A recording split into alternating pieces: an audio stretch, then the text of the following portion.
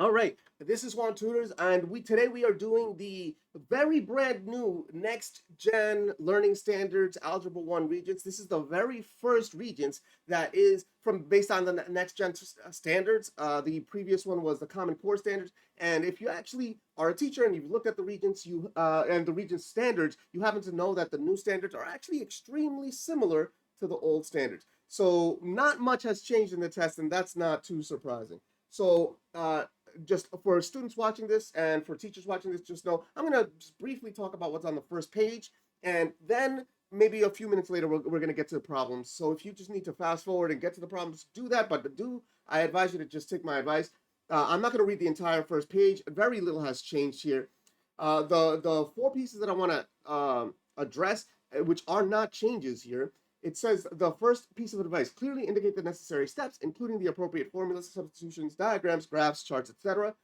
The I want to point out here that that's obviously necessary for part twos, threes, and fours, but a lot of students think that it's not necessary for part ones. In fact, a lot of students say you could focus on just the part ones because you could pass on with just the part ones. But then they show zero work on the part twos, threes, and fours, and then they're kind of gambling whether they passed or not. And here's the thing: this is what my part one looks like. I don't know. Let's get. It might be a little blurry, but you could see all the amount of writing that I've done. And here's another page. You could see that there's just a ton of writing, right? And as opposed to if you scroll through the test, you see it's blank, except for that subscribe now button. That's what actually, this is actually what most students regents tend to look like. Literally almost all blank. So here's the first piece of advice that I'm going to give you. You might have fought with your teacher saying I don't want to show work, and your teacher says no, you got to show work. You got to let your teacher win that fight, because on the part ones, here's the thing: the part one problems look identical to the part two problems, just with a multiple choice attached to it, and actually nearly identical to many part threes, and very identical to parts of part four problems. So here's the thing: if you can't do the part twos, threes, and fours because you don't show work, you can't do the part ones. It's just not physically possible. Vice versa, if you know how to do the part ones by showing work, then you don't have to worry about passing. If you know how to do the part ones by showing work and you can get yourself that 65, you should be able to get an 80. Now, I know because I happen to grade the Regents, usually January and June, and occasionally also August. I happen to know what Regents look like. And that's why I said that most students' part ones look blank. Uh, but so here's the proof that I know that students are actually failing often because they just don't show work. There should actually be, because it's actually not terribly difficult to pass the Regents. There actually, and I know some of you have already failed it before, but I do want you to understand that it does require you to do the part twos, threes, and fours, and that's why I actually say it's not terribly difficult. Not because it's not a difficult test to you, but if if all students do show work on the part ones, which means that they do show work on the part two, threes, and fours, there should actually be a gap of scores between a 65 and an 80, where almost no students get. Because if you show all work on the part ones, then that amount of work done on the part twos, threes, and fours should guarantee you an 80. If you can get a 65 using the multiple choice only, you can get an 80 doing the part twos, threes, and fours. There should be no students that get anywhere between a 65 and an 80, but there's a ton, which means I know that statewide there's just a ton of students who are not doing the part twos, threes, and fours by showing work, and therefore not showing work on the part ones. So let your teacher win that battle. Your teacher has been right the whole time on showing work. The second part: utilize the information provided for each question to determine your answer. Okay, so that what that means is every bit of information in the problem is very likely to be extremely relevant. In like middle school and definitely elementary school, we kind of trained you to believe that every single problem is going to have some piece of information in it that's just not relevant, and that's just not true. Almost every problem has all information that's relevant. That's relevant. In fact, in almost every region, every single problem has an only information that's relevant and zero information that's not relevant. And when I say not relevant, I mean if they're buying cantaloupes, that doesn't matter if they're buying cantaloupes versus they're buying watermelons versus they're buying oranges. or sodas or waters. It doesn't matter like that. But that may not matter. But like a cantaloupe versus a bottle of water. But every other bit of information is definitely relevant. So basically, what we're saying is no math problem has irrelevant information. That is actually a safe assumption to go by. And in fact, if you're ever stuck on a problem, one very wise piece of advice that you could take is if you're stuck, go back to the problem and see if there's any detail at all. Read it carefully if there's any detail at all that you haven't used yet. Because if there is a detail that you haven't used yet, chances are you can use it and it'll get you points. Okay? And it'll get you the answer. Statement 3, that note that diagrams are not necessarily drawn to scale. This is my favorite thing that I like to do with this comment. I like to cross it up. There we go. Cross it up. Nice straight line. There we go. Okay, and now teachers might not agree with me when I draw this when I cross this out. This is the part of me that is both a teacher and a tutor. Here's the thing that you got to understand.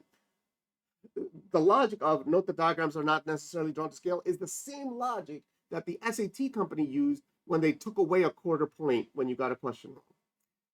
The theory is that that made a wild guess valueless, not a punishment. Value less, but not a punishment. But what did a lot of students do? They just left a bunch of questions blank, even if they could do a lot of really good work with it, or even a little bit of good work with it. Here, a lot of students read, note that diagrams are not necessarily drawn to scale, and then they say to themselves, well, that means that they're not drawn to scale. False. In fact, almost every Algebra 1 test has every diagram drawn to scale. And not only that, almost every test, Algebra 1, Geometry, Algebra 2, has every diagram such that it is illegal for it to be not drawn to scale because the problem doesn't allow for that. And in fact, this test, that is the case. Every single diagram is not only drawn to scale, but it is actually required to be drawn to scale because the diagram is required as is for the problem. So what is the advice? If you don't know how to do the problem, go ahead and assume that it is drawn to scale and see if that helps. Because often, if you don't know how to do the problem, now this is now test-taking strategy, not factual advice, but test-taking strategy. If you assume that the diagram is drawn to scale, you might find that you could just get the question right just from that, okay? And then, of course, number 4, a graphing calculator and a straight edge or ruler must be available to you for use while taking the exam. This test does not require a ruler, this one, but it does require a straight edge. So if anything you need to draw a straight line, you could use that, okay? But they are required to provide you a graphing calculator if you don't have it. About the reference sheet, this is a new reference sheet, but some of the formulas that are on here, we didn't even use on this test. So, but it is important to know that it is a brand new reference sheet, slightly different conversions across measurements. And, some really good formulas here that you should know. You should know every single one of these formulas. And, IQR is new. Outliers is new on the formula sheet. But so it turns out, the outlier formula especially, I didn't see any on this test for that. Okay, now, let's go immediately. Now, we're going to do problems for the part 1s. But the very first thing I'm going to do, I noticed that it says, note that diagrams are not necessarily drawn to scale. And I'm going to cross that out. Okay. And again, if you disagree with me on that, you're welcome to, but this is the part where I used to note that, but then as a tutor, I started to realize that it's actually better to tutor students to understand that not necessarily drawn to scale means that it can be drawn to scale, but it doesn't have to be. And in fact, almost always the diagram is drawn to scale. And that's true for algebra, geometry, it's true for algebra 2, it's true for the pre-calc AP, it's true for the calc AP, it's true for the IB tests. It's true for the SATs. It's true for the ACTs. If you find I think I named 8 tests there. If you find 16 diagrams not drawn to scale, combined in the next 8 of those exams, I will gladly send you this hat. And I won't. I'll get to keep it because it's not going to happen. That's how sure I am that they make nearly every diagram drawn to scale, and it's almost 100% guaranteed that every diagram will be drawn to scale. All right, now that we've said that, we're going to go straight to numero uno, number one. A ball was launched into the air, and its height above the ground was recorded each second, as shown in the table below. Now, when I read a table, I read the table, but I don't intake all that information because it's too much. But I may be, by reading it, I might get a little trend. So I read time 0, 1, 2, 3, 4, height 11, 59, 75, 59, 11, right? Then, based on these data, which statements is a valid conclusion? The ball lands on the ground at 4 seconds, the ball reaches a maximum height of 11 feet, or the ball was launched from a height of 0 feet, or the ball reaches a maximum height at 2 seconds. Now, some of these they contradict each other. So luckily, some of these will actually just either confirm confirm that one is false or confirm the other is false, and maybe, if we're lucky, confirm they're both false. So, for example, this one, number two, the ball reaches a maximum height of 11 feet. And by the way, one thing I will say, sorry, I know I started speaking half sentence. And by the way, I am recording every cough, every sneeze, every single one of those things that I'm going to do. I'm going to record that and I'm going to publish it that way. The reason I'm going to do that is that I used to record the videos, then I used to spend hours and hours and hours editing the video, taking out all those ums and uhs and coughs. When in fact I could just upload the video and spend my time making more videos. So now I'm actually, and before I used to like maybe publish one Regents video per season. And now I'm crossing my fingers, I'll be able to record 7 of them. Algebra 1, Geometry, Algebra 2, Earth Science, Living Environment, Chemistry, and Physics. If I could do that, I'll be very happy. But to do that, I need to not edit videos. I'm literally the editor, I'm the creator, I'm the writer, I'm the doer, like literally all of it. So I'm, every faux pas, I'm gonna keep it. There shouldn't be any faux pas, like literally incorrect answers on the test, because I've literally confirmed every answer, not just through my own personal math. I am a math teacher and tutor, but also through the answer sheet. So what I noticed that number 2 and number 4 actually contradict each other. So I should be able to assess whether one of these is wrong or both. So this one, choice 2 says the ball reaches a maximum height of 11 feet. And then choice 4 says that the ball reaches its maximum height at 2 seconds. So if I look at 2 seconds, 11 feet, well, definitely choice 2 is 100% wrong. But choice 4, actually a maximum height at 2 seconds, that is looking nice. That is looking nice. There is something that we can maybe address to see if we're actually right. It's not a guarantee. Just because the maximum number we see is 75 feet, that does not mean that the ball reaches that as the maximum height. And we're going to address that in a second. So, but I put a checkbox there next to it because I think that that's the right answer. I suspect that it is. But now this one, the ball was launched from a height of 0 feet. According to this, the ball was launched from a height of 11 feet. So that's not correct. Okay, now the ball lands on the ground at 4 seconds. Actually, this does not say that, remember, valid conclusion, this does not say that the ground is at 11 seconds, is at 11 feet. In fact, it just says its height above the ground. The height above the ground is recorded each second, and 11 feet is the height above the ground. So it does not reach the floor because the ground would be at 0. Okay, so now choice 4 is looking very good. In fact, I've confirmed that all the other 3 choices are incorrect. And by the way, every single problem that I do, I will do process of elimination. This one, blessedly, we were able to cross out 3 choices with 100% certainty. So we're actually going to be guaranteed to get this problem right when we circle number 4, but we haven't circled it yet.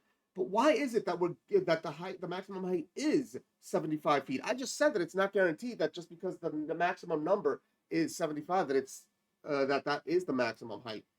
After all, but here's the thing: there's a time of like 1.9 seconds, 2.1 seconds, 1.5 seconds, 2.5 seconds. There's times between the times that we took measurements.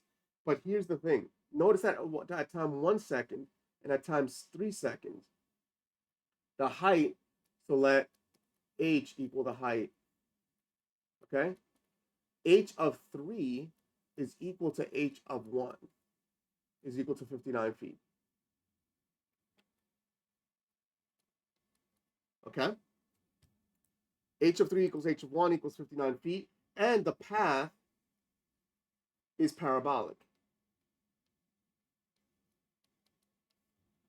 Therefore, the parabola is symmetric, okay, about the time t equals, well, the median between 1 and 3, so 1 plus 3 over 2, which is equal to 2 seconds. So if we look, that is the maximum, the place where the maximum height occurs. And that is why choice 4 is 100% correct, okay? So every single problem, I am going to do some process of elimination, okay? So be ready for that. Do understand my process of elimination may eliminate every answer, may not eliminate some answers. We don't know until we actually do it, okay? So number 2, numero dos, a tour bus can seat at most 48 passengers. An adult ticket costs $18 and a child ticket costs $12. The bus company must collect at least $650 to make a profit. If A represents the number of adult tickets sold and C represents the number of child tickets sold, which system of inequalities models the situation if they make a profit? Now, I know that this is a lot of inequalities. A plus C is less than 48, and 18A plus 12C is greater than 650. Or A plus C is less than or equal to 48, and 18A plus 12C is greater than or equal to 650. Or A plus C is less than 48, and 18A plus 12C is less than 650, and or A plus C is less than or equal to 48, and 12A plus 12C is less than or equal to 650. Now, this is an example, but it's actually an easier example of what I call a 2x2 problem. What do I call a 2x2 problem? A 2x2 problem, and there will be more examples later on in the multiple choice. But what I call a 2x2 problem is where they have two pieces of information that are identical in two other problems, and then two other pieces of information that are identical in two other choices. Sorry, yeah, two pieces of information identical in two choices, and two other pieces of information identical in two choices. This is an easier version because it actually has 4 pieces of information different in 4 choices, and then 2 pieces of information that are different in all choices. Notice the difference between this is the equal. Choice 2 and choice 4 have an equal, and choice 1 and 3 have a less than. Only less than, but not less than an equal. So on the first inequality, but they both face the same direction. And then the second inequality, one inequality faces to the right, to the left, greater than or equal to, and this one is less than and less than an equal. So actually, all we'd have to do is look at the second inequality to get the answer. But if we did want to do some process of elimination, maybe because we don't know how to do the second inequality, some process of elimination here is the first inequality. Is should A plus B be less than 48 or less than or equal to 48? Now the tour bus, we go back to the problem and it says that a tour bus can seat at most 48 passengers. The tour bus can seat at most 48 passengers. That includes 48. You can seat 48. And then it says that A represents the number of adult tickets and C represents the number of children's tickets. So that's the number of adults and the number of children. The combined number of adults and children has to be no more than 48, but it can be 48. So 48 is allowed as a solution. 48 is allowed as a solution. This one does not allow 48 as a solution, so choice 1 is wrong. This one does not allow 48 as a solution, so choice 3 is wrong. Now we are at a point where we have a 1 in 2 chance of getting it right. And at this point, I get to talk about what I call a passing problem. A passing problem. What is a passing problem? So on average, the number of points that you need to pass the Regents can vary, usually between 25 and 29 points. Each multiple and that's raw score. And each multiple choice is worth 2 points. So a if you get half of them right, you get 24 points. If you get half of them right, you get 12 right times 2 is 24. And what about the other half? Well, with the other half, uh, you can, well, unfortunately, if you get them wrong, you can maybe tease out a few points here and there, and also on the part twos, threes, and fours. The moment you tease out a few points out of the part twos, threes, and fours, you're basically guaranteed to pass this Regents. So why do I call this a passing problem? Because if you actually get to the point where you have a 1 in 2 chance of getting the question right, like we just got it to, now uh, if we get okay, so if we have a 1 in 2 chance of getting this question right, the point is that statistically speaking, it's worth 1 point, half of the 2 points that it's worth. If we just even wild guess at this point, we shouldn't wild guess at this point, but it's worth 1 out of 2 points. If which on average is the number of points that we need per question, per multiple choice question to get a passing grade. So this is now a passing question just by eliminating 2 choices. Now, what about the second inequality? And by the way, one thing I will say about this one is that if you ever do get a situation like this, you may find that it's actually helpful for part twos, threes, and fours, because now you got a question and you know the format that the answer should take. So if you get an inequality or system of equations question in the part twos, threes, and fours, you can use the multiple choice to get the answer to the part twos, threes, and fours. So that's a plus. What about this? So there seems to be an 18A and a 12C, and the question is that going to be greater than or equal to 650, or is that going to be less than or equal to 650? Let's see what they said about the bus company's um, tickets. The bus company must collect at least 650 to make a profit. Okay, so we have to, as a bus company, we have to model if they make a profit. Okay, if they make a profit, so they have to make 650 or more. 650 or more. The amount of money they collected has to be greater than or equal to 650. Now let's see, what is the money collected? So the money collected from adults, AUOTS, plus, not the best handwriting I know, plus the money collected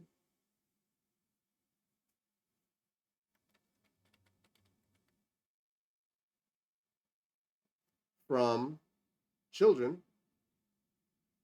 has to be greater than or equal to 650. Okay, so now the money collected from adults, if one adult ticket's $18, two adult tickets 18, which is 18 times 2, which is 36. Three adult tickets 18 times 3. Four adult tickets 18 times 4. So 18 times the number of adult tickets is the amount collected from adults, and then it's $12 for a child ticket. One child $12, two children 2 times $12, three children 3 times $12, four children 4 times $12. C children 12 times C. That's greater than or equal to 650. And that matches, the inequality direction matches choice 2. Okay? So that's full credit now for number 2, número dos, and now we're up to número tres, number 3. Which equation is always true? Is it the first one, x squared times x cubed is equal to x to the fifth, or x to the 3 to the x plus 3 squared is equal to 9 to the power of 2x? Or is it, let me minimize this a little bit, okay? Or is it negative z squared is equal to z squared? Or is it 7a times 7 to the b is equal to 7 to the power of a times b? Now, I would advise you to get your calculator out. If you don't know how to do this question, I would advise you to get your calculator out and plug in some answers. Now, I like using I like using my random number generator to show you that you could actually do some of these problems by calculator. Okay, so my random number generator told me to choose to test number 3 on the calculator. So how do I test choice 3 on the calculator? I don't have a Z on the calculator. And by the way, letter Z is the most common incorrect answer, okay? Now you know it's going to be incorrect, but but here, how do I know that it's going to be incorrect? Well, I'm going to choose a random number. So this is my recommendation to you. Choose a random number to plug in, okay? Choose a random number to plug in. That's one great piece of advice. And the second piece of advice is to choose easy numbers to plug in. Okay? Fun fact, I don't know, I don't have an opinion on which of these two pieces of advice is better, because there's benefits and drawbacks to each one of these. Easy numbers to plug in, just super quick, right? And but the drawback is that the easy numbers usually don't eliminate every single answer. So what are easy numbers to plug in? Usually 0 or 1. Usually if you plug in 0 or 1, it'll just confirm which answers are correct or incorrect almost immediately, but it won't necessarily confirm every single answer. It does happen to be that plugging in 0 will confirm some of these answers. Choice 4 has 2 numbers that you have to plug in, so you might have to choose 2 numbers. But if you choose 0 and 1 for choice 4, that'll be eliminated. Choice 2, that'll be eliminated. And if you plug in 0, choice 1 and 3 won't be eliminated. But if you plug in 1, choice 3 could be eliminated. You see? So plugging in easy numbers often gives you an answer right away. Now, if you choose a random number, a more difficult number to plug in, 9 or 8 or 11. Those are my three favorite random easy numbers to plug in. If I had to choose an easy 2-digit numbers to plug in, 11 is just so easy to just press right away. And in fact, that's the one I'm going to choose to test choice 3. Negative z squared. I'm going to choose 11 squared. And then oh wait, negative 121, and then I do 11 squared is positive 121. Huh. Negative 121 is not equal to positive 121. Look at this, the most common incorrect answer. We just confirmed it to be incorrect. We just confirmed it to be incorrect. Why is it incorrect? Why do students think that it's correct? Because students insist on sticking the negative sign onto the z and then putting the squared. And students often really very much insist on just minimizing the number of parentheses that they use. In fact, one of the better pieces of advice that I could give you for this test is to use more parentheses than you're accustomed to using. Use them legally, of course, but use them everywhere that if you can use them, if you know you can use them, but you're like, but I don't want to. Well, if you know you can, just use them, because it's often the case that you're actually incorrect about the parentheses not being able to be used. In fact, you're often incorrect about being allowed to not use the parentheses. That's what I meant to say. A lot of students think that they could just not use parentheses in places where they're just absolutely required to use them. So if you know you can use the parentheses, use them. And in fact, that's actually what happens here. Students insist on not using parentheses around negative numbers, and then they grow accustomed to thinking that they don't need them because of personal stubbornness about negative numbers in parentheses. You do need a parentheses around the negative numbers. Why? Because the negative sign does not attach to the z, the square attaches to the z, and then that gets negated. So negative z squared means that z is squared, and then that is negated. What about the rest of these? Can I do these by plugging in? Yes, plug in a equals 9 and b equals 11. That will confirm that choice 4 is incorrect. Plug in x equals 9 into choice 1, and you'll find that the left side and the right side are equal to each other. And if you plug in x equals 9 onto the right side, or if you don't like it because there's a 9 there, plug in x equals 8, you'll find that choice 2 does not make sense. So what is the rule that allows choice 1 to be correct? X to the A, X to the A, so this is a rule, X to the A times X to the B. So when you're multiplying powers with the same base, that's equal to the same base with the exponents added. Okay, and I'll give you another rule, X to the A. Now that number, that power taken to another power, when you're taking a power to another power, that's equivalent to multiplying the exponent. So as a result, choice 2, 3 to the x times 3 to the 2 is actually equal to 3 to the x plus 2. And then this one, 7 to the a times 7 to the b is actually equal to 7 to the a plus b. Whereas 7 to the ab is equal to 7 to the a, that to the b. Okay? So that's actually incorrect, that's actually incorrect, and that's correct. All right?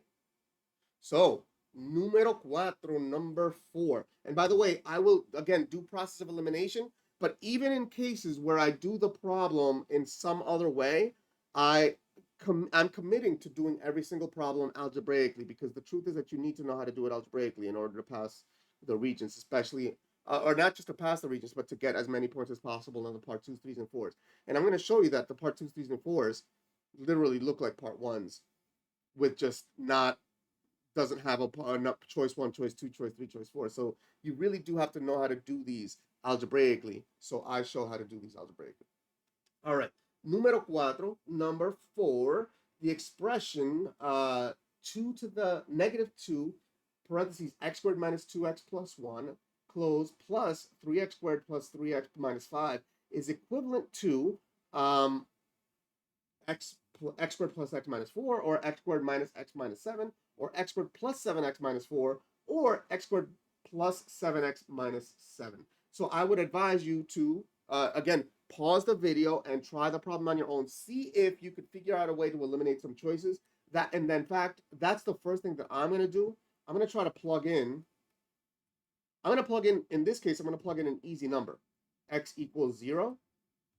So if x equals 0, I get negative 2 times a 0 minus 0 plus 1 plus, negative 5.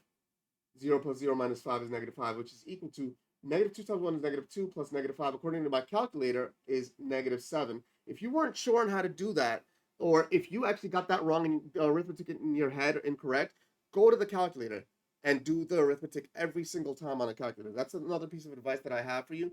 A lot of students insist on using the calculator right up until the point where the teacher says use the calculator, and then the students are like, meh, I don't want to.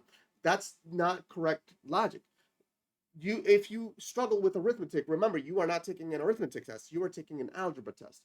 So the arithmetic, yes, it's meant to be somewhat doable, but if you struggle with the arithmetic, let the calculator take over your arithmetic so that you could do the algebra. Just let your calculator do the arithmetic for you. So notice that when I plug in x equals 0, choice 1, I get, so if x equals 0, I get negative 4, which is not correct.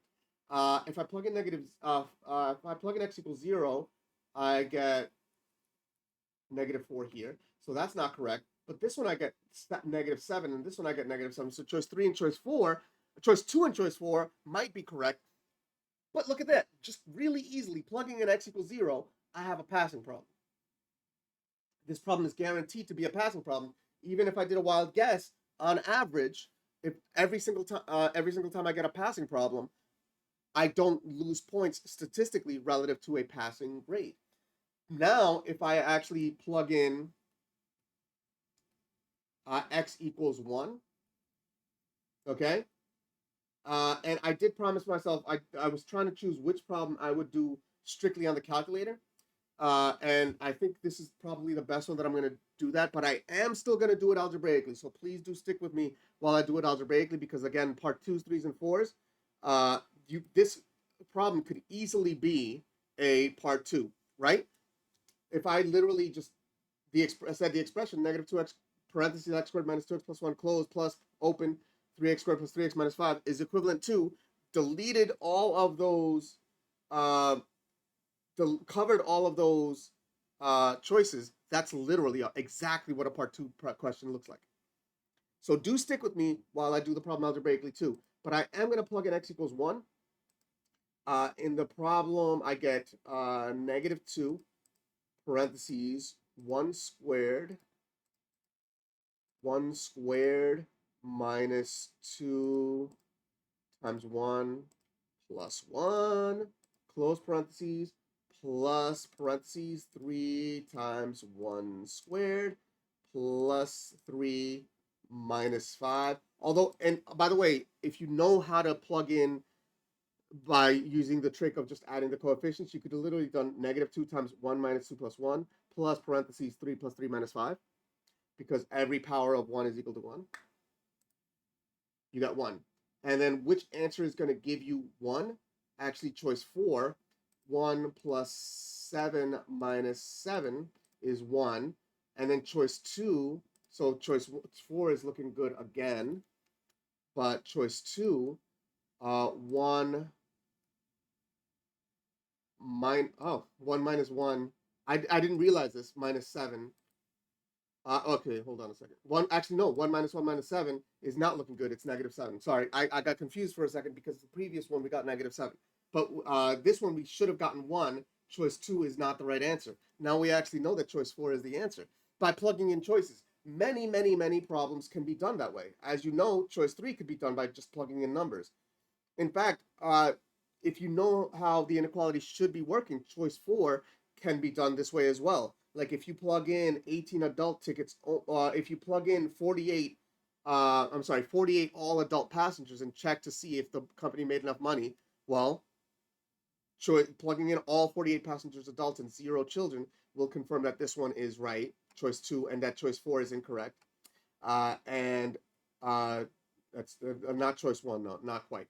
So how do I do this one algebraically? Again, every single problem, I commit to doing it by the long way, because again, every part 2, 3, 4 looks like a part 1 just in pieces. -2, x squared minus 2x plus 1, close parentheses, plus open parentheses, 3x squared plus 3x minus 5. What I'm going to do in this case, I'm going to distribute the -2. And I get -2x squared minus a -4x, so plus 4x, minus 2. And then I'm going to distribute a 1 here. And I'm actually going to put this under this expression. So plus 3x squared plus 3x minus 5. And I know that -2 plus 3 is 1, so I got 1x squared. Plus 4 plus 3 is plus 7, so plus 7x. Plus 4x plus 3x is, since plus 4 plus 3 is plus 7, plus 4x plus 3x is plus 7x. And then -2 minus 5, -2 minus 5 is minus 7. And that matches exactly choice 4. Exactly what we expected. All right? Groovy. Groovy. Look at that subscribe button. Maybe you should subscribe. By the way, right now, my subscribe count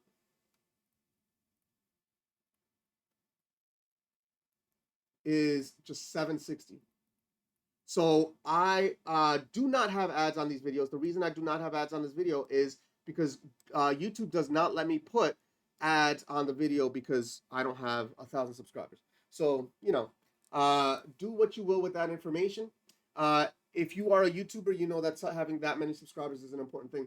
And I will also say this, the reason I do these videos, and I don't charge money for these videos. The reason I do these videos, when I was younger, and I've said this in many of my videos, when I say I was dirt poor, I mean I wasn't living in dirt. I wasn't living in squalor. We had an apartment. We lived in a clean place, and I was blessed to never be in a situation where I know a lot of my students who are watching this video have been in. And for those of you who are doing what you need to do for yourself, to get where you need to be in the future for your future and for your kids' future, I want to support you in that. In fact, the reason why I'm doing this is that I know that as I got better with my tutoring, I mean I need to eat too, and I started raising my fees. As I was raising my fees, I started realizing very quickly that the students who I tutored were a little bit more well-heeled, than even I was. And now my fee is actually quite high, higher than most tutors. I mean, I'm not going to say I'm the best tutor, but I'm among the goats, probably because I've been doing it for so long, and I make a huge difference in my students, and parents know it. So I'm charging quite a lot. As of the making of this video, I charge between 2 and 250 an hour for tutoring. I've priced myself out from students who look like me and lived like me.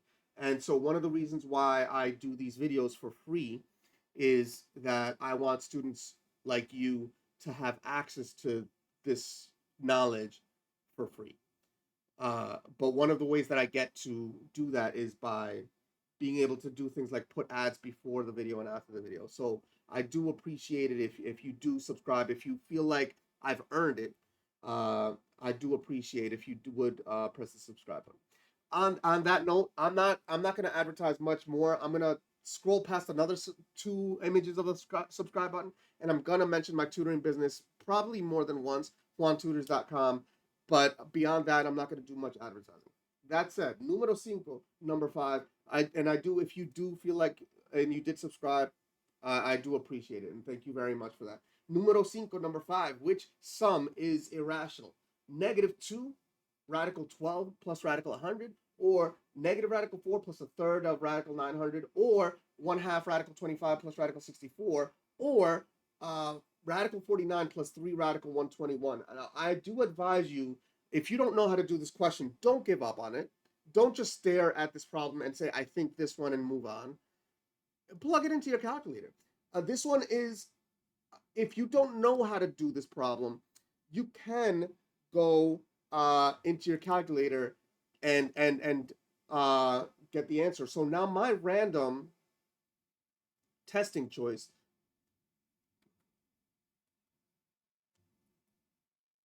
for this video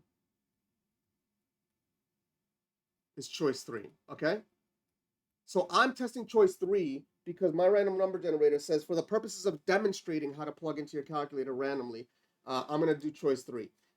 So now, if I plug in 1/2, 1 divided by 2, times the square root of 25 plus the square root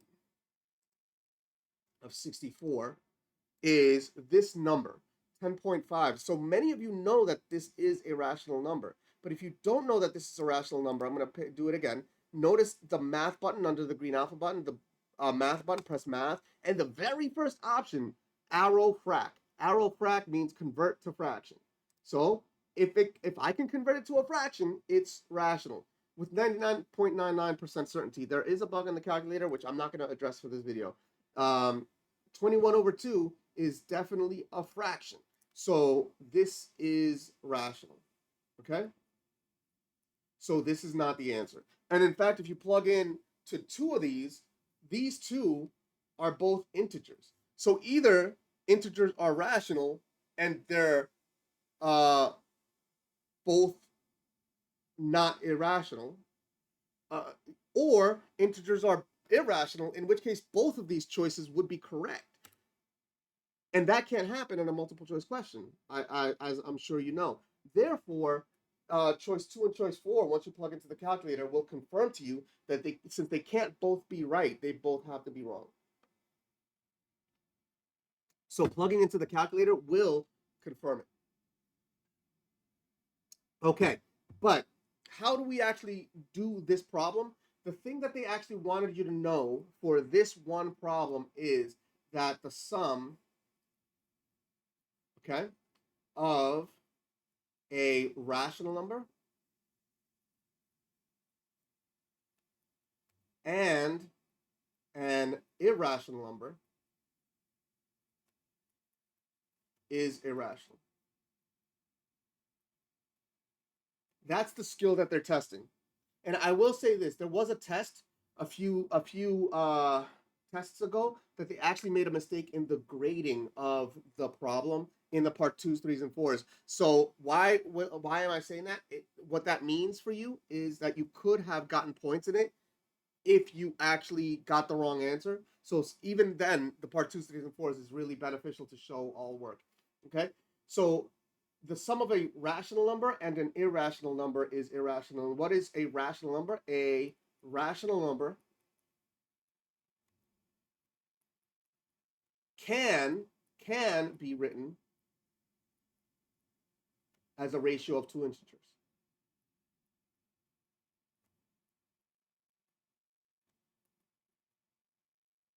And we just learned that this one is equal to 21 over 2. That's a ratio of two integers. 21 and 2 is a ratio of two integers. Now, what about choice 2 and choice 4? Well, radical 49 is equal to 7. Plus 3, radical 121 is equal to 11. And if you just do the algebra on your calculator, again, let your calculator be the arithmetic king. A lot of students say that this is equal to 110 because they do the calculations in their own heads. Let the calculator do it. It's plus 33, which is equal to 40. Multiplication goes before addition, according to PEMDAS. I'm an enemy of PEMDAS, by the way, but for certain reasons. PEMDAS is not a 6-step process. PEMDAS is a 4-step process, and that's why I'm an enemy of that acronym. I think I might do a video on it one day, because really, not the best acronym. It can be fixed so easily. Anyway, here it is. GEDMSA. That's the fix to PEMDAS. And you could just come up with 1,000 different acronyms for that. In fact, if you come up with a good acronym for that, so G grouping symbols, exponents, E D division, M multiplication, S subtraction, A addition. If you come up with a good acronym for that, please put it in the chat or in the comments, okay? But let your calculator do 7 plus 3 times 11. The calculator knows that you have to do 3 times 11 first, so they do 33, and then 3 plus 7 is 40. 40 is equal to 40 over 1.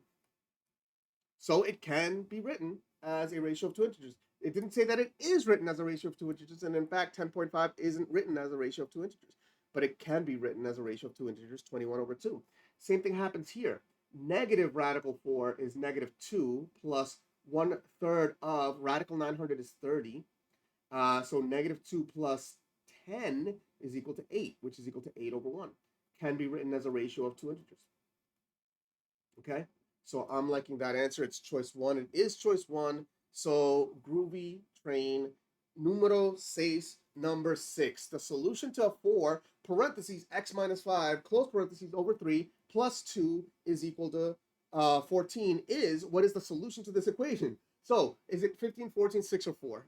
OMG. Talk about a question that you could just do on your calculator, plugging in. So I said that I would demonstrate plugging in by doing specifically choice 3. I'm gonna try to do 4 test. Oops, a little bit too high. I'm gonna test choice 3, which is 6. Okay, let's see. I got 4 parentheses 6 minus 5 close parentheses divided by 3 plus 2 equal to 14. Okay, so I could, and by the way, again, use your calculator and use parentheses obsessively, but your calculator says that, I guess for the purposes of demonstration, let me just do it on the calculator. Just to teach you muscle memory. That's literally the only reason that I'm doing this on the calculator at this point. 4 parentheses 6 minus 5 close parentheses divided by 3 plus 2. If I don't get 14, this answer's got to be wrong, and I get 3.33 repeating. Okay, so that answer is definitely wrong. But not only is that answer definitely wrong, but so x is not equal to 6, but also x has to be greater than 6. So now I know that this answer is wrong, but also this answer is wrong. Now 14 and 15 are so close to each other that I'm not sure which one is right. However, I have a strong suspicion personally that 15 is incorrect. Now I want to point out my notation here. I crossed out choice 3 and choice 4, but I put an x next to the 15. I didn't cross it out over here because I think that it's wrong. You can borrow my notation, and I will explain that notation a few more times as I move through other problems. but that's my notation. I suggest that you borrow it. Cross out the problem if it's 100% definitely super duper incorrect. Put an X next to the answer if you think it's incorrect. That way you have a quick notation to look at later on. How will we do this problem algebraically? 4 parentheses x minus 5 divided by 3, all that plus 2 is equal to 14.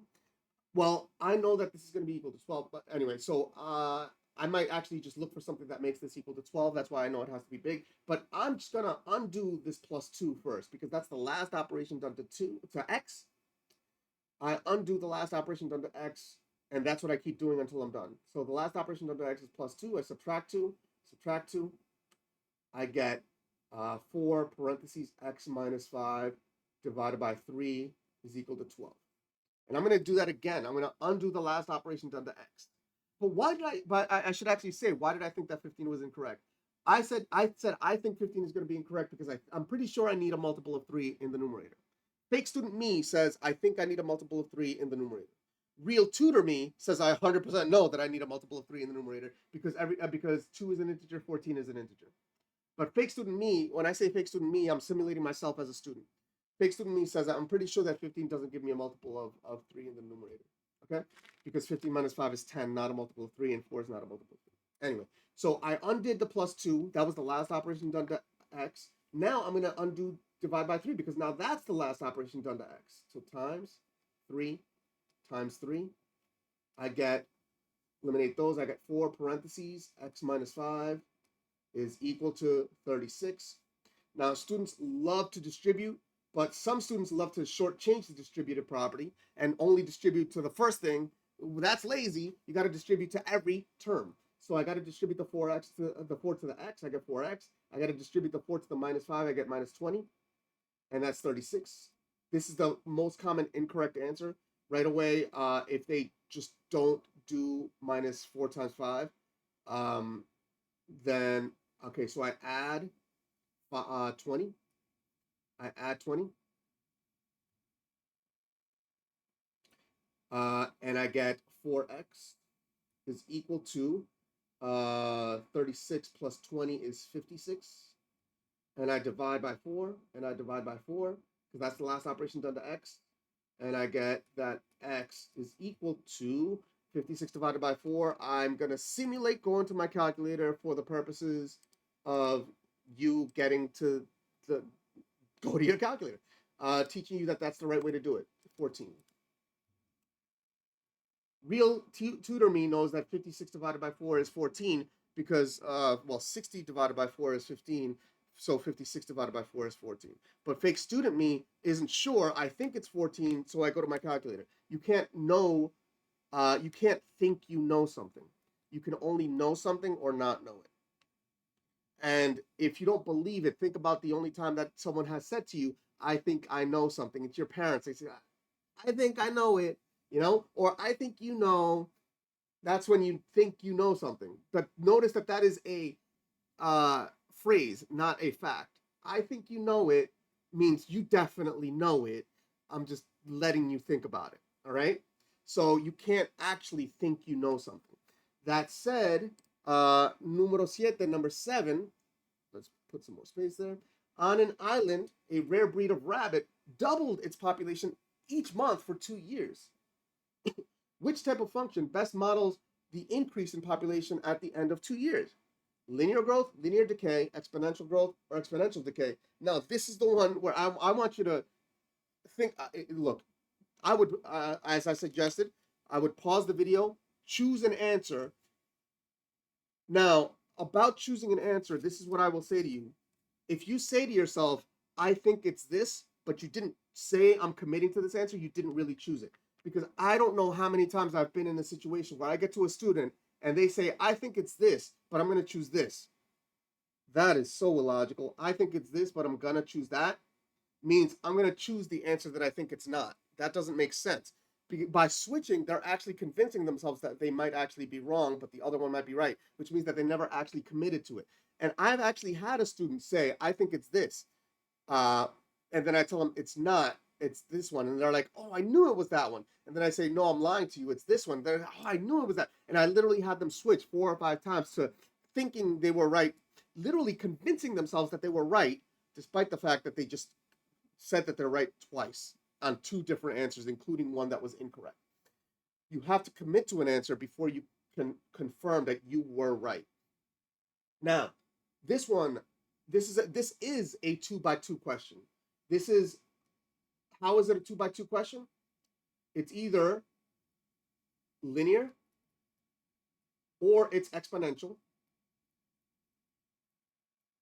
and it's either growth or it's decay.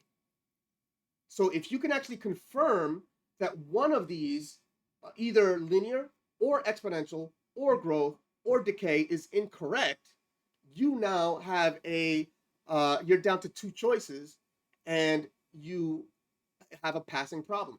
Now, the rare breed of rabbit doubled its population every 2 years. That is a definite growth.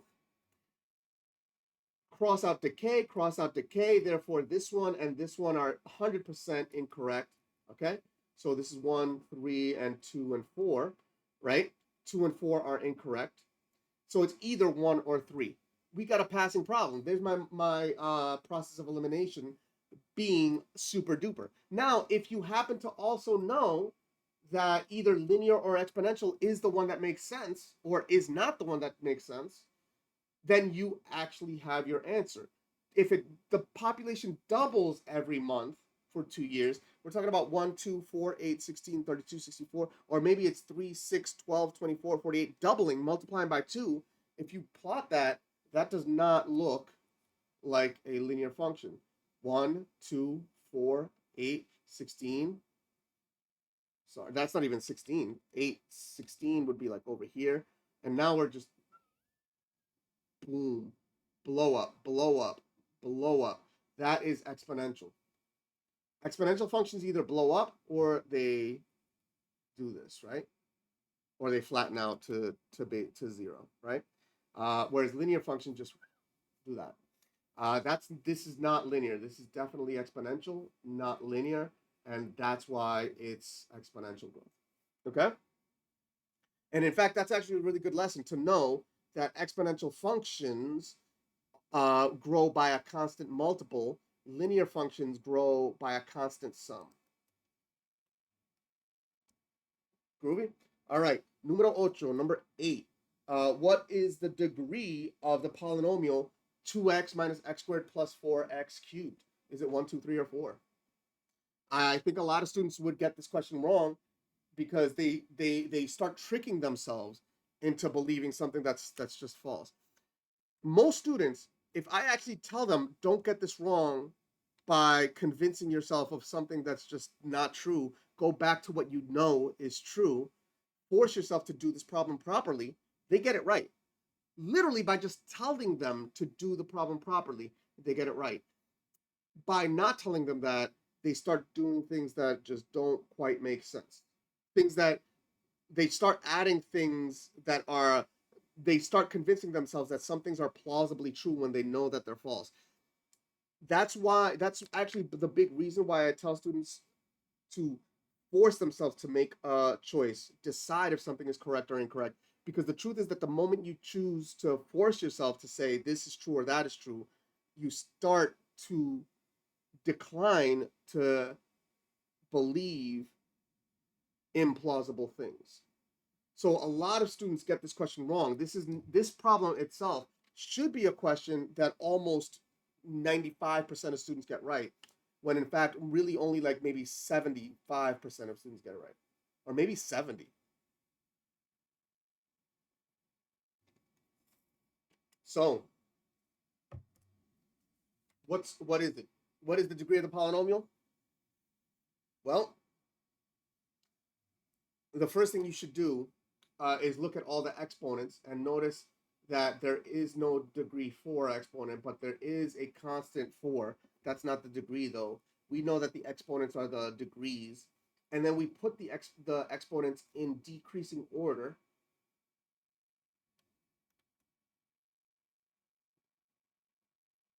And decreasing exponent order, so we get 4x cubed minus x squared plus 2x. And then we remember the degree is equal to the degree of the leading term. We didn't say the degree of the first term, we said the degree of the leading term. So wait, what's the difference between the first term and the leading term? Well, as written, the first term was 2x, but that wasn't the leading term because it wasn't written in standard form. The leading term is in standard form. And what is standard form is decreasing exponent order and also expanded. So decreasing exponent order, now we have the leading exponent is a 3, and therefore the degree of this polynomial is 3. Groovy? All right. Número 9, number 9. Let me go to that page. The zeros of the function f of x equals x minus 5, 3x plus 6 are 0, -5, and 2, 0, 5, and -2, 5 and -2 only, and 5 and negative, -5 and 2 only, and 5 and -2 only. This once again is a problem that you could actually absolutely do by plugging into the calculator. And I am going to, as you know, I've been doing, simulate that. But this one, instead of plugging into this, I'm actually going to press y equals. I need to clear some of this. And I'm actually going to plug it into y1. I get x parentheses, x minus 5, close and open parentheses, 3x plus 6. Let me actually get a window that's a little bit bigger so you can see it. How's that for size? There we go. And then I go to my table, not my graph, but my table. I can go to my graph, zoom standard, okay? And I could see where it bounces off or goes through. And in fact, I see that it goes through -2, 0, and 5, or 5. So that actually confirms that choice 2 should be correct. But in fact, if I didn't understand that, I can go to my table. Now my table set is set to ask. So I'm going to go to table set, which is above window. And I'm going to change my independent variable to auto. That's something I recommend knowing how to do. Change your independent variable from auto to ask and vice versa. Go to my table again. Now I can scroll up and down to check my numbers. I see that x equals -2 is a 0. I see that x equals 0 is a 0. And I see that x equals 5 is a 0. So my zeros are 5, 0, and -2. 5, 0, and -2. Now I promised that and by the way, I would eliminate by process of elimination. I would eliminate this one and this one because a factor of x is 0, x equals 0 is a root, okay, or a 0, okay. So what's the difference between a root and a 0? Not much. Root, 0, x-intercepts, basically within the real numbers, roots, zeros, and x-intercepts are the same thing.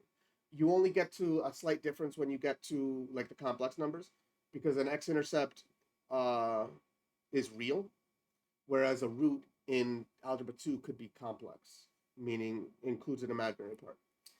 So if I have x parentheses x minus 5 and 3x plus 6, that equals 0. The zero product property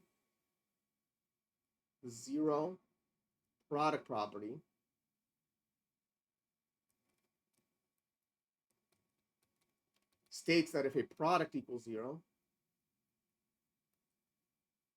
that implies that one of the factors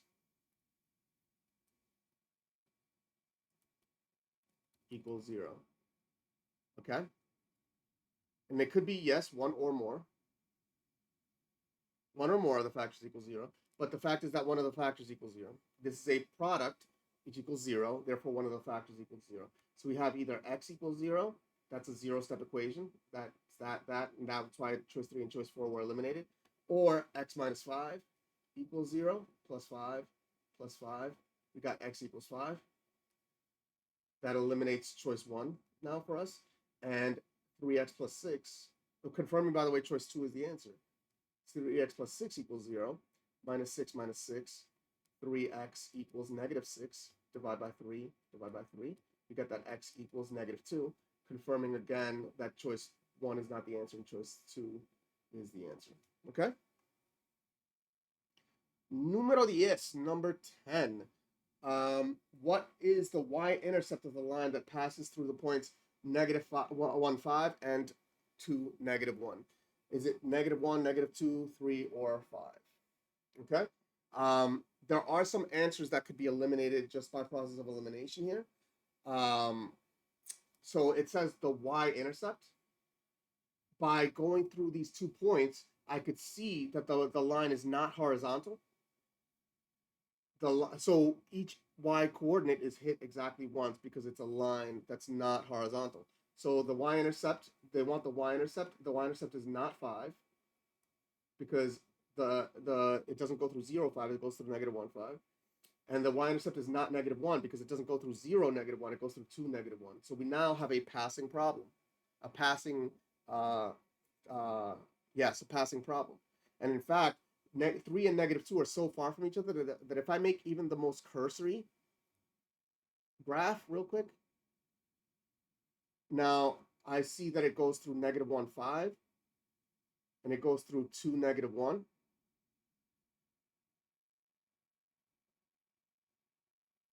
And look at this.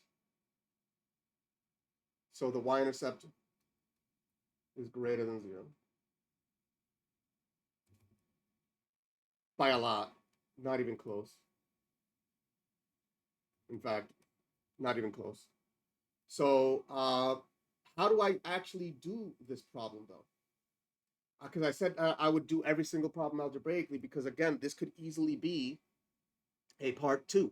This is exactly as written a part 2 question without the multiple choice to guide you.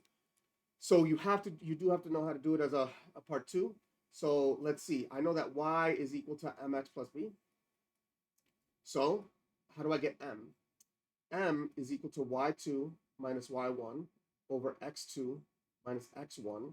So if I let this be x1, y1, okay, and if I let this be at x2, y2, then I get that m is equal to negative 1 minus 5 over 2 minus negative 1. And now I'm going to use parentheses around the numerator and denominator.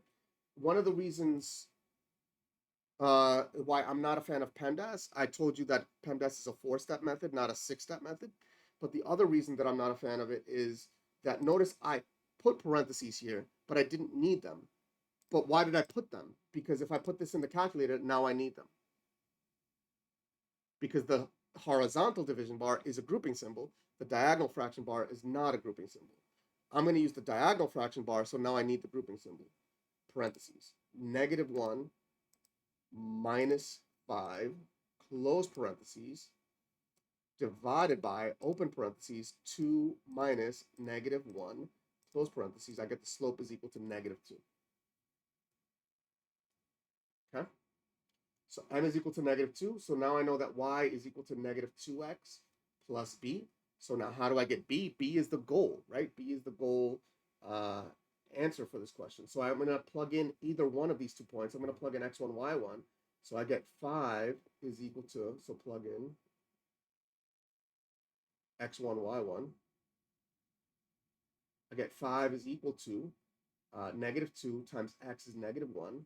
Oops, negative 1. Close parentheses plus b. So use my calculator just to simulate for you. I know that negative 2 times negative 1 is 1. So negative 2 times negative 1.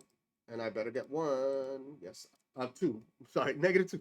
And I misspoke there. Negative 2 times negative 1 is 2. So not negative 2. So 5 equals 2 plus b. So another reason why I recommend using the calculator to do your arithmetic for you is that notice that I misspoke. If I as a teacher can misspeak, what happens sometimes is when a student, if I can misspeak, what a student does is miswrite. So they'll know that negative 2 times negative 1 is 2, but then they somehow replaced that with a 1 and they write 1. but let the calculator do the arithmetic for you, and you get it right every time. minus 2, and you get that b is equal to 3. And there's your answer. Okay? B is 3 is your answer. Groovy. All right. Numero 11, number 11. Nancy has just been hired for her first job. Congratulations, Nancy.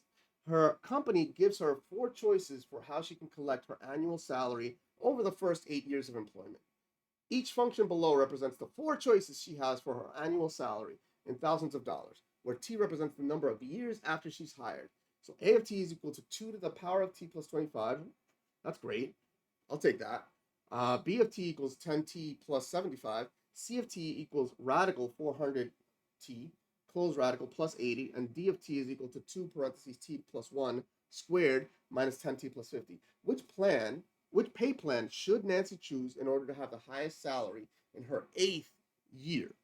A of t, B of t, C of t, or D of t? So I highly suggest that you try this on your own and see which answer you get. I have a strong suspicion already that it's probably going to be A or D, and I have a really strong suspicion that it's going to be A. Why? Because I, as a teacher and as a tutor, I advise my students to understand that exponentials blow up fast. So fast, in fact, that they catch up to other polynomials and other functions much faster than you might expect. So what is the issue here? It says in her 8th year. So this is the number of years after she's hired. So in first year, she was hired 0 years ago. In her second year, she was hired 1 year ago. In her third year, she was hired 2 years ago. So in her 8th year, she was hired 7 years ago. So what we need to find is A of 7 is equal to 2 to the 7 plus 25. B of 7 is equal to 10 times 7 plus 25. C of 7 is equal to radical 400 times 7 plus 80. And D of 7 is equal to 2 parentheses 7 plus 1 squared minus 10 times 7 plus 50. So if you plug in to the calculator, plug in t equals 7, we see that A is 153. So let's actually bring this to the slide. What's going on? Why is it not letting me? There we go.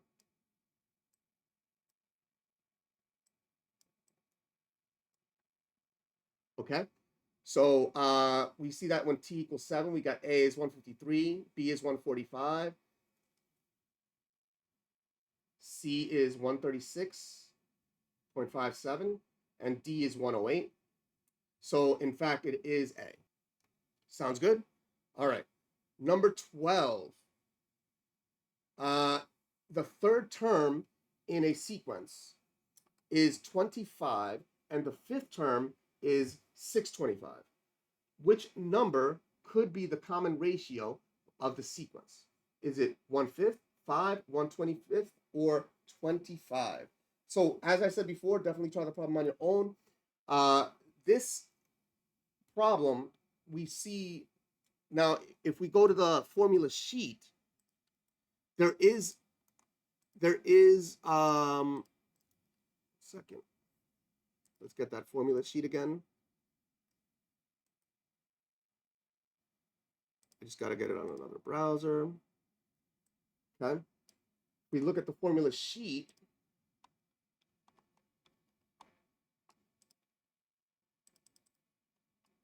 they do give us information about geometric sequence and arithmetic sequences. Okay. Now they said that the sequence has a common ratio.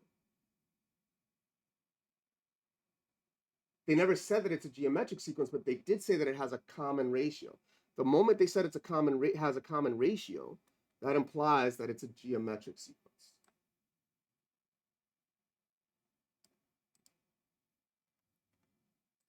So now we know that it is a geometric sequence. From the formula sheet, we know that a sub n is equal to a sub 1 times r to the n minus 1. So how do we do this problem? Well, first, about process of elimination, we see that the third term is 25 and the fifth term is 625. So we know that the terms are increasing. So that means that the common ratio has to be greater than 1 in absolute value. So choice 1/5 and 1/25 are guaranteed to be incorrect. Okay. And I have a strong suspicion that 25 is incorrect. My suspicion is based on the fact that we're multiplying by the common ratio. 25 is a quite large number. Multiplying by that common ratio implies that we're going to multiply that 25 twice to get 625. That's a bit too big, I think.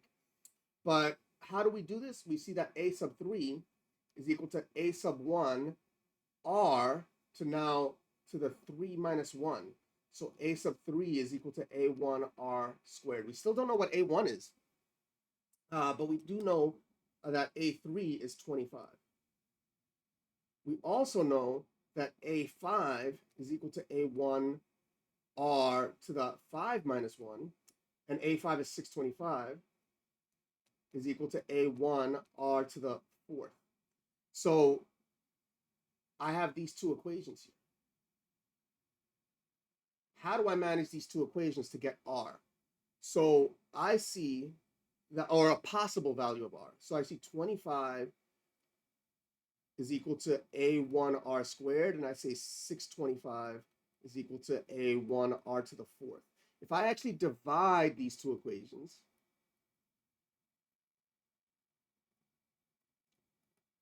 so I literally divide the second equation by the first equation, divide by 25, and divide by a1 r squared.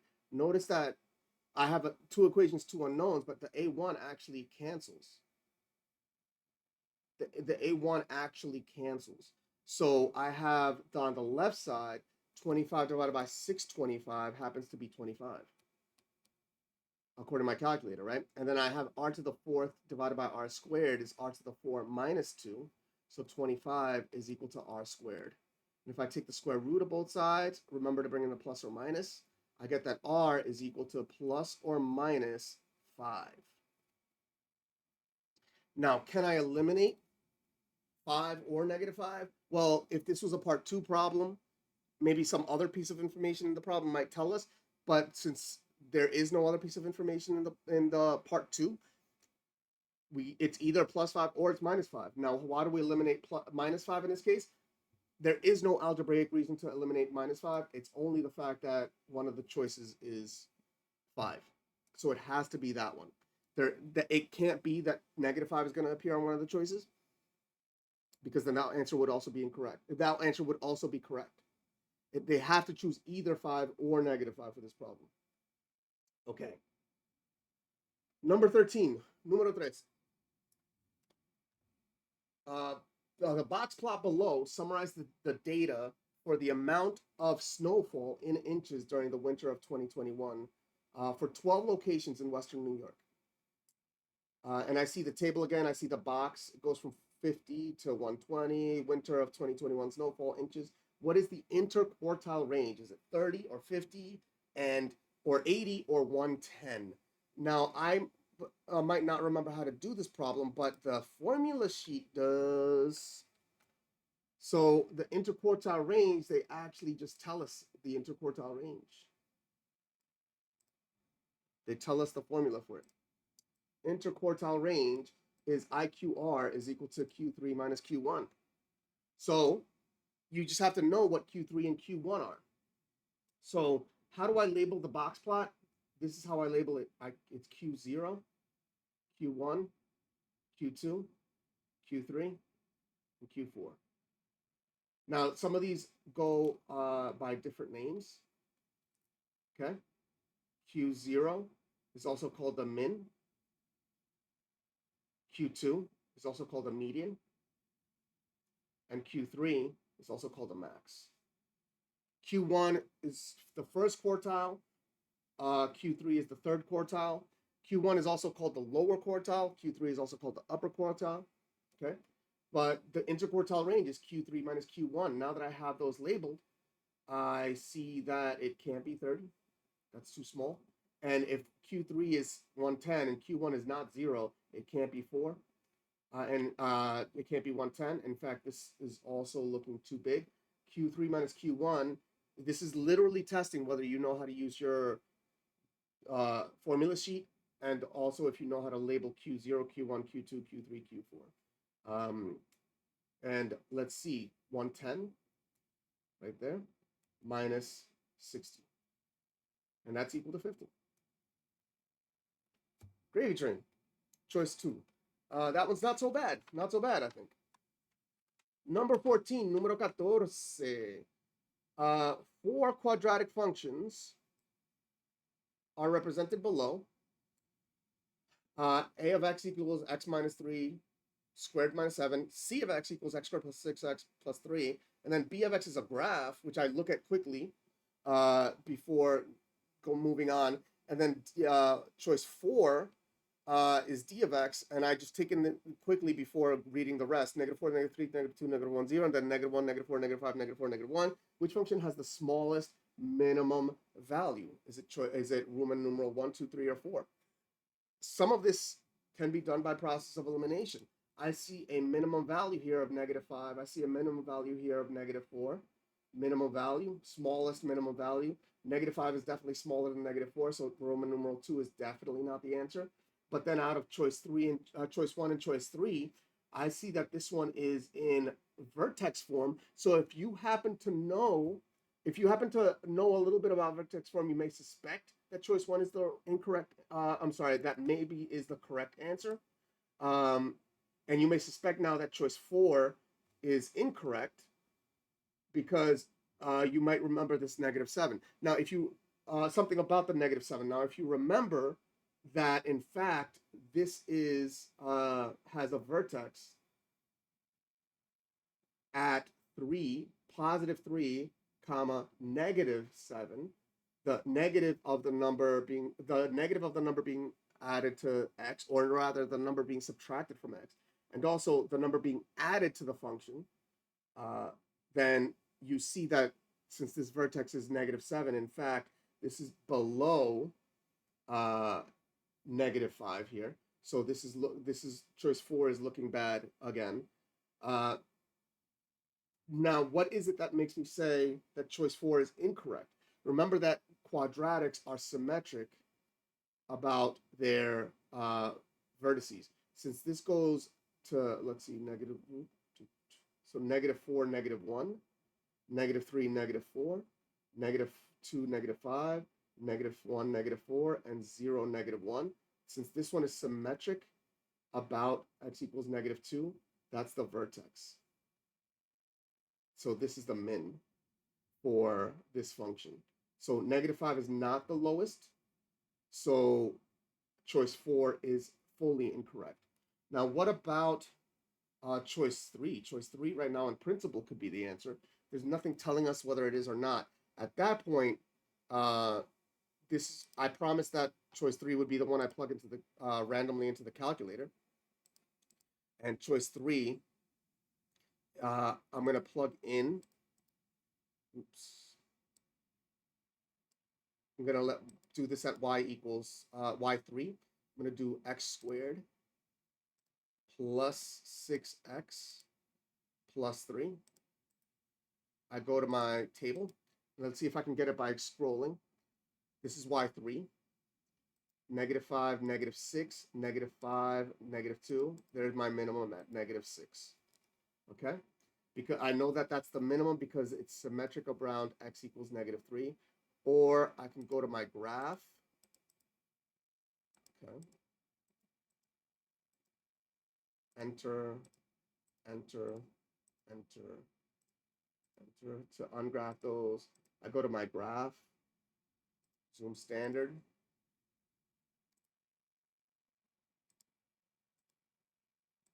okay? And I can calculate the minimum.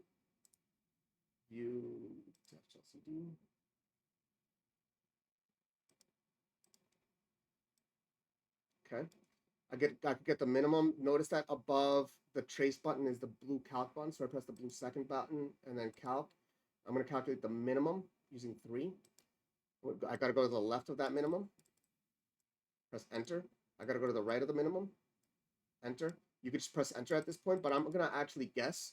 I get close to the minimum and I press enter and I see that the minimum is at x equals negative 3.0002. You unfortunately do need to know that the calculator has a programmed bug into it. You need to know that that x is that actually means negative 3 for the calculator, and y is negative 6 at the minimum. And so the min is that y equals negative 6. How do you do it by algebra? As I mentioned, I would do every single problem by algebra no matter what.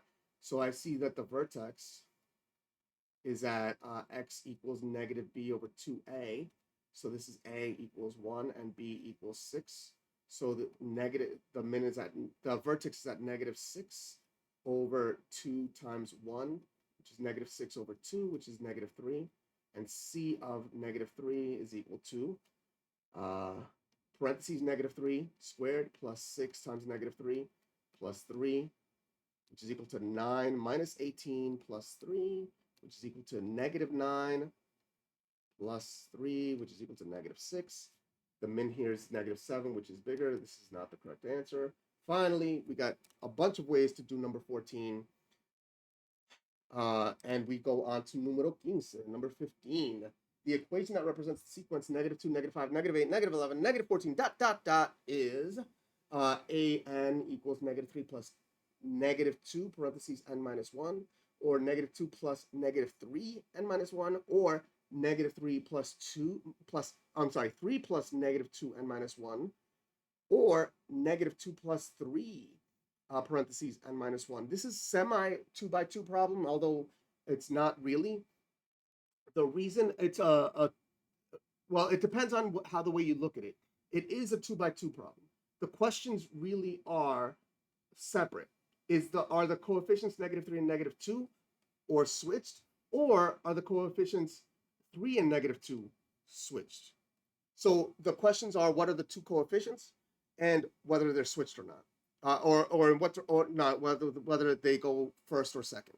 Okay, so it is truly a 2 by 2 question, but many of you may be able to do it without recognizing it as a 2 by 2 question.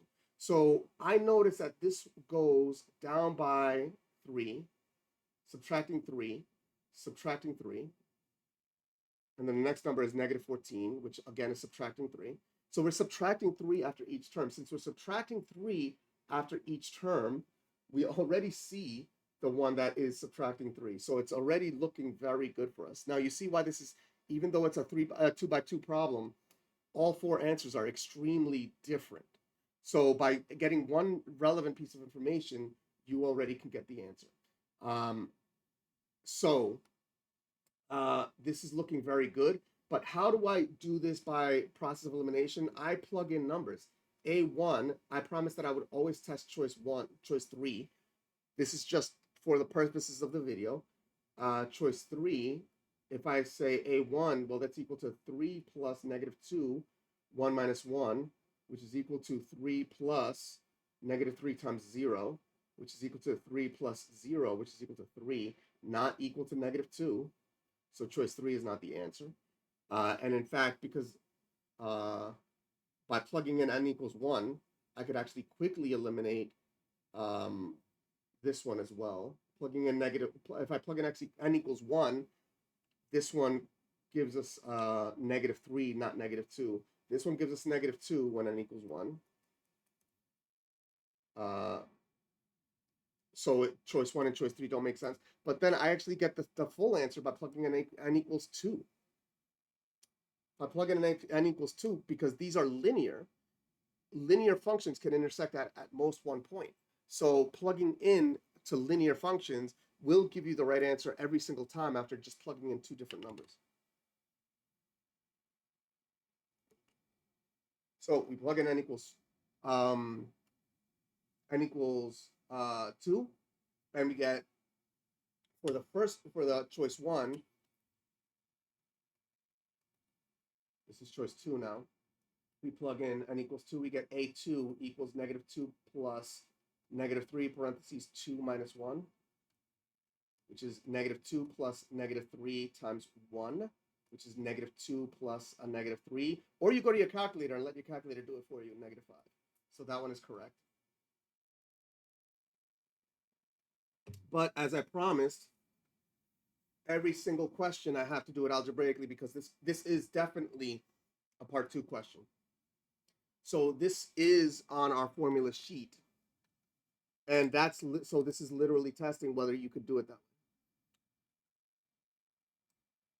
Look at it, look at this. It is on our formula sheet. So we could do it by the formula sheet.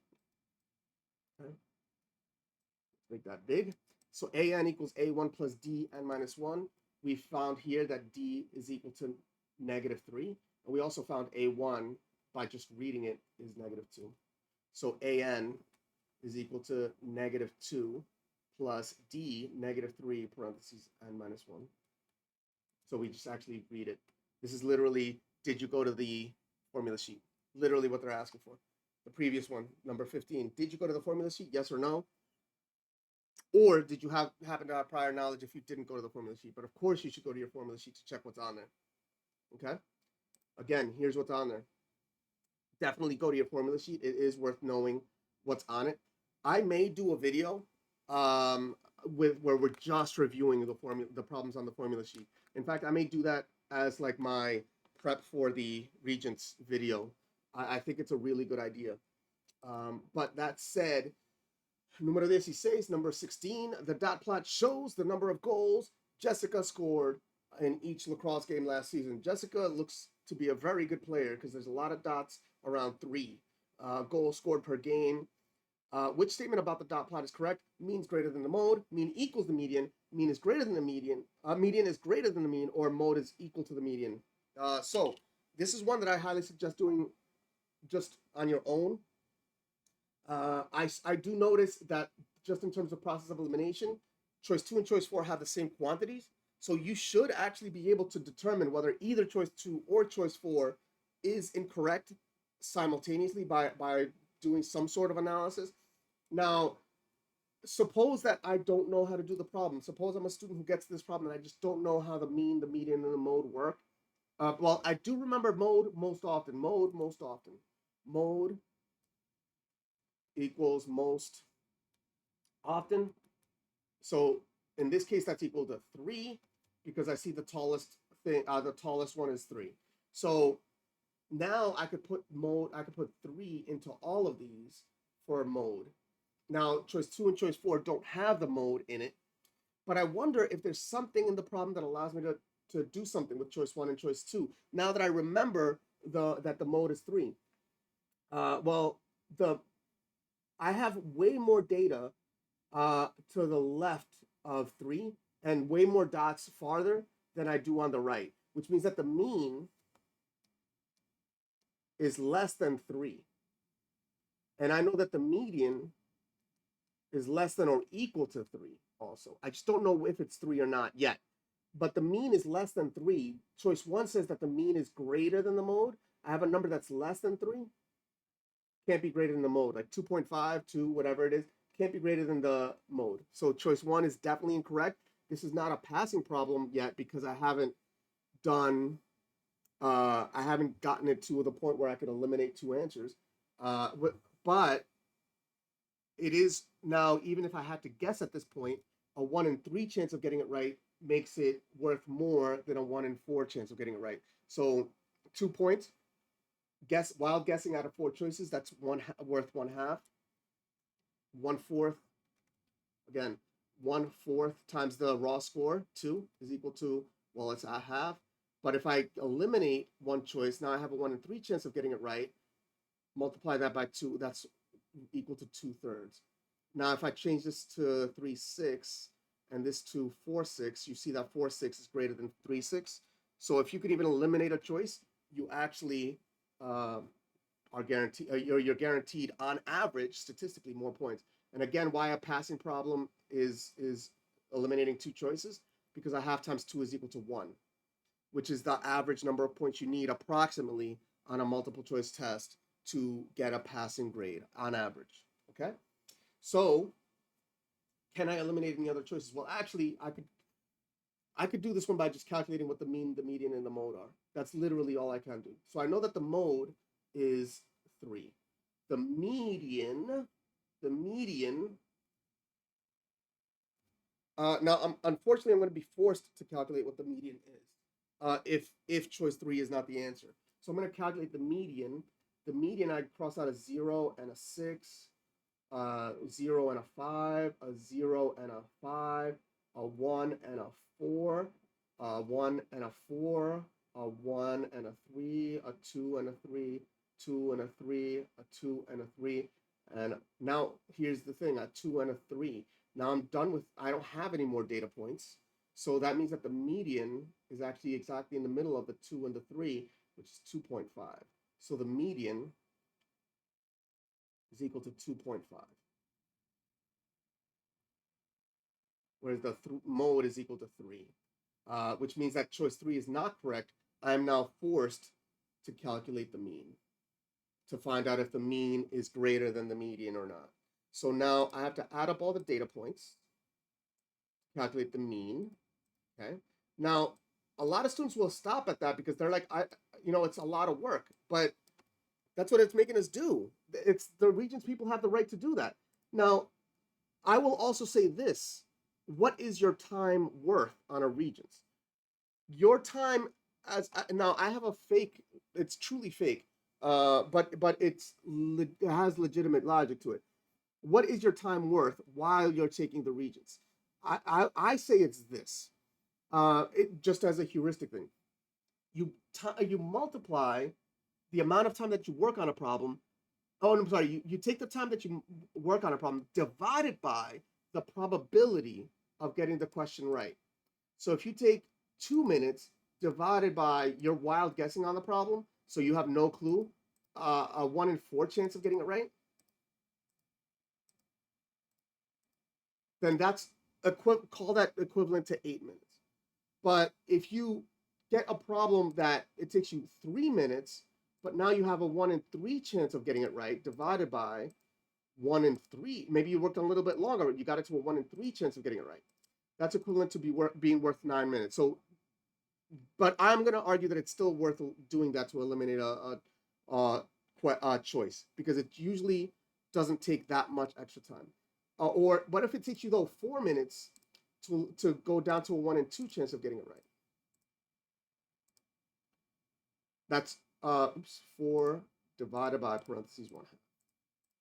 That's worth like an 8. But if you take 5 minutes to guarantee you get the question right, that's worth 5, which is lower. So the time that you spent is lower if you can. The amount of equivalent time that you spent in this heuristic argument is lower by doing the work if you're guaranteed to get it right. That's the logic. Next time I do this I'll make sure I choose my numbers well, but it is worth spending time if you're going to be guaranteed to get the question right. In fact, it's worth spending time if you're guaranteed to go down to 2 choices. If spending way too much time to go down to 3 choices, well, then maybe it's not worth your time. But if spending a little time to go down to 3 choices, then that's worth it. Now, the median is equal to 2.5. Now, the mean. So what do we have to do for the mean? We have to add up all the numbers and then divide by how many numbers we have. Okay, so we're going to add up all the numbers. So 0 times 3, 0 times 3, plus, now how many 1s do we have? 3, plus how many 2s do we have? 2 times 4, plus how many 3s do we have? 3 times 5, plus how many 4s do we have? 4 times 2, plus 5, how many 5s do we have? Times 2, plus 6, how many 6s do we have? 6 times 1. That's the sum. 50 divided by how many data points do we have? 1, 2, 3, 4, 5, 6, 7, 8, 9, 10, 11, 12, 13, 14, 15, 16, 17, 18, 19, 20.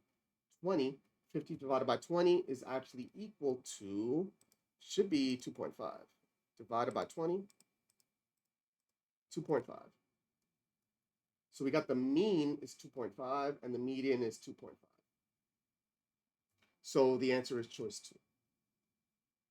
It's worth it to go through that, because if you're guaranteed to get the answer, then you might as well do the work. All right? Número 17, number 17. The students in Mrs. Smith's algebra class were asked to describe the graph of g of x is equal to 2 parentheses x minus 3 squared compared to the graph of f of x equals x squared. Which student response is correct? Ashley said that the graph of g is wider and shifted 3 units left. Beth said that the graph of g is narrower and shifted 3 units left. Carl said the graph of g is wider and shifted 3 units right. And Don said the graph of g is narrower and shifted 3 units right. So notice that this is a 2 by 2 problem again.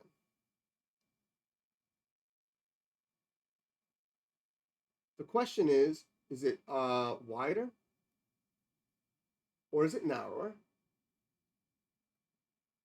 And the question is it shifted 3 units left?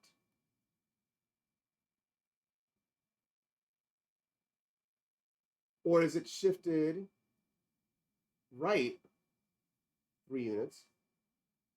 Okay. And then I see, well, let's see, wider left 3 units is choice 1. Now, narrower left 3 units is choice 2. Wider shifted right 3 units is choice 3. And narrower shifted right 3 is choice 4. And so then if I could figure out which of these makes more sense, then I can do the problem that way. Now, if you happen to know one of these has to be wrong, then you can get the question right. Now, it happens to be many students can get the question right because they know that what the 2 does and they know what the minus 3 does. They know that the minus 3 stretches it vertically. By stretching it vertically, you get a narrower parabola. So it has to be narrower, so it can't be wider. So now I'm down to 2 choices, and it's a passing question. What would I do if I didn't know how to do this question? I would graph it. So in other words, this is a question that can be done on the calculator. Okay, I'm going to undo that graph. I'm going to put here 2 parentheses x minus 3 squared. That's g, and this is f, is x squared. So I need to know what g is compared to f. Okay, we're going to graph these, zoom standard. Here's g, here's f. The blue one is g, the red one is f. The first one graphed was g, the second one graphed is f. So I see from the graph, I see that the blue one is 3 units to the right. And I see that it also looks a little bit narrower. So that means that it is narrower and shifted 3 units to the right. Now, how would I have done this on paper? If I take x squared and I change that to multiply by 2 outside to 2x squared, this is a vertical stretch, which makes it narrower. Okay. Also, if I take x squared and I subtract 3 to x, make sure that's not doesn't look like a plus, minus 3 to x, I get x minus 3 squared. Okay. Now, a lot of students are surprised by this, but by subtracting 3 from x, I actually shift 3 units to the right. So by subtracting from x, I shifted 3 units to the right, which can be counterintuitive, but it does happen that way. I'm not going to really struggle to make it intuitive at this point, because we want to. We've been doing this for years, and even calculus kids struggle with this concept. But it does happen that if you perform an operation on x, it has one effect, which is the opposite of what the operation does. And if you perform the operation on the entirety of f of x, then it has the effect in the same direction as the operation. So multiplying by 2 outside stretches it vertically. Multiplying by 2 to only x makes it narrower. Adding 3 to f of x, or subtracting 3 from f of x, moves it down 3, but subtracting 3 from x shifts it to the right 3. Okay, so now we know that it makes it narrower and shifts it 3 units to the right. So that makes this the answer. We eliminated choice 1 and choice 3, but now we know that choice 4 is 100% the answer. Okay, and again, we did this by graphing. Number 17, you could have done it by graphing. A lot of students get it wrong, again, because students want to use the calculator right up until the point where the teacher says use the calculator, and the students are like, nah, go ahead and use the calculator. Graph it on the calculator. You're going to get it right. You're going to get it right. Okay? Let me take a sip of this drink.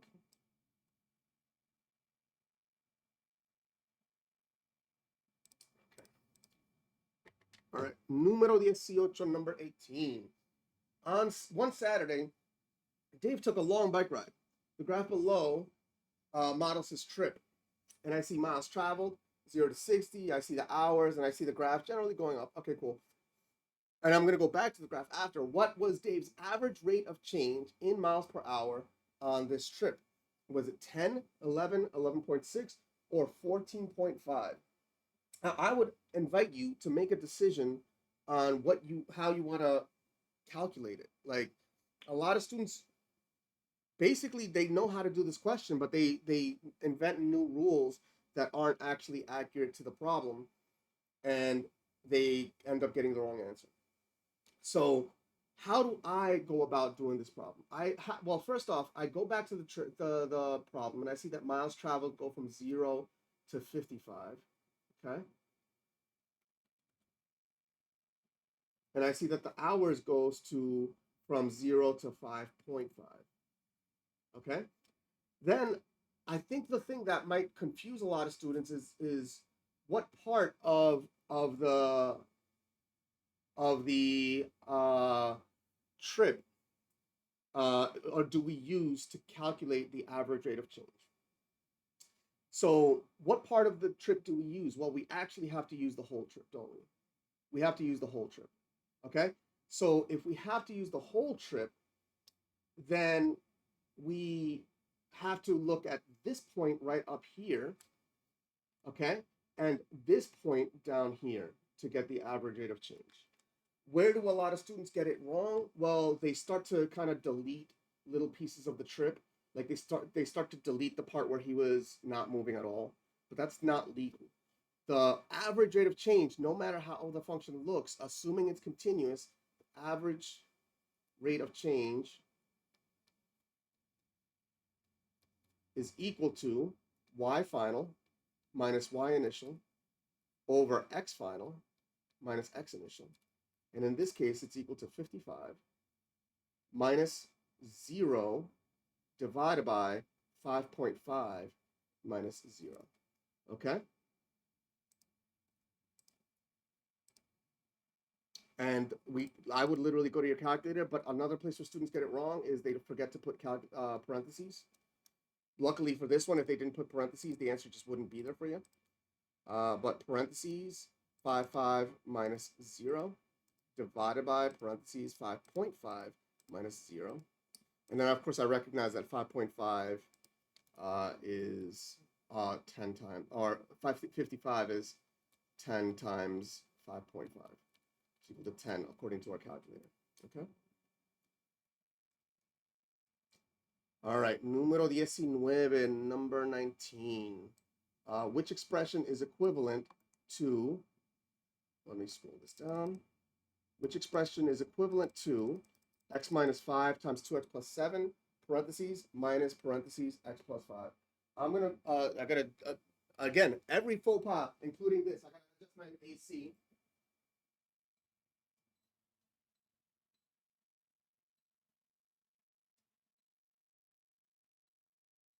Great. Every faux pas. So which expression is equivalent to that expression? Is it 2x squared minus 2x minus 30, or 2x squared minus 2x minus 40, or 2x squared minus 4x minus 30, or 2x squared minus 4x minus 40? Uh, again, this is a 2 by 2 question where the question is -2 or -4 as the coefficient of x, and also -30 or -40 as the constant coefficient, right? So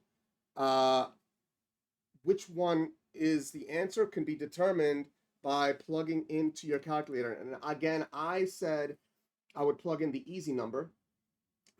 So I'm going to plug in x equals 0. But if you actually plug in a more difficult number, like x equals 11, you will confirm which one is the correct answer in one step.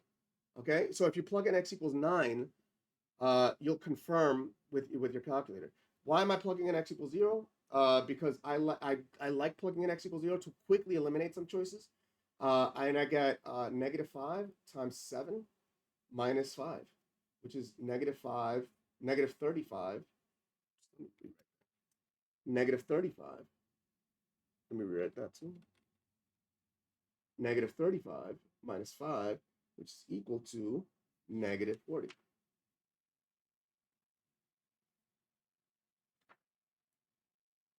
Which means that the constant coefficient of the answer has got to be -40. So that one's looking good. That one's looking good. This one is wrong, and this one is wrong. So now the benefit of plugging in the easy number is that now I could plug in like x equals 9. Or I could plug in another easy number. In this case, there is another easy number, like x equals 5. If you plug in x equals 5, the entire first expression cancels. So that one's actually fairly easy to plug in. Yeah. So that one will confirm what the correct answer is. Ooh, that's fun. DAC is doing fun things. So how do I do this on paper? X minus 5 parentheses. I don't know if you heard that on the microphone. My AC is on the fritz, which is why I had to go readjust it. But it literally just shot out ice. That's fun. 2x plus 7 parentheses minus parentheses x plus 5. So I have to multiply this out. So I'm going to multiply this out using the box method.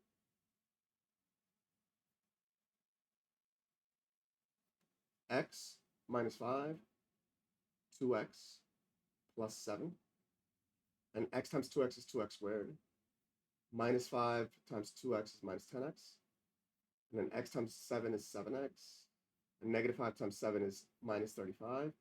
And I could also distribute this. So I'm going to get, I could simplify this, 2x squared, minus 10x plus 7x is minus 3x, minus 35, and then distribute the minus sign here, minus x minus 5, and I get 2x squared, minus 3x minus x is minus 4x, and then minus 35 minus 5 is minus 40. So I get the answer is that. Okay, now I'm going to go readjust my AC. Please stick around. I'll be right back.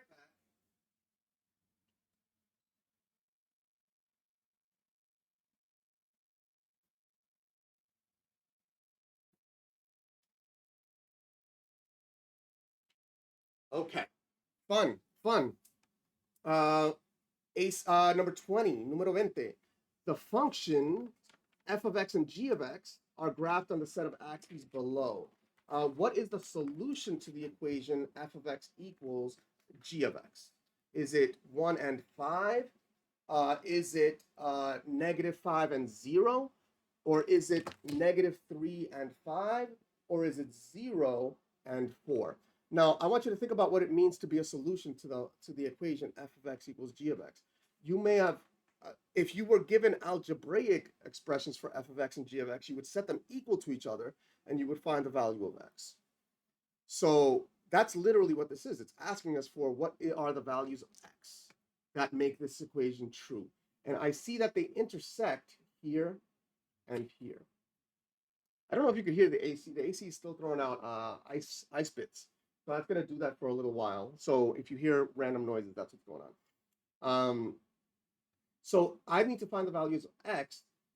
I notice that x equals 0 is very much not a solution to this. So that's not That's not it. Now, I also see that this one has a negative number, and I don't think they intersect anywhere where x is, where that's negative. So my process of elimination is going to eliminate that choice.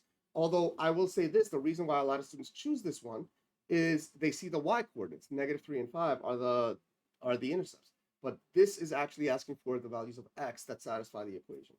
And in fact, the values of x that satisfy the equation are 1 and 5.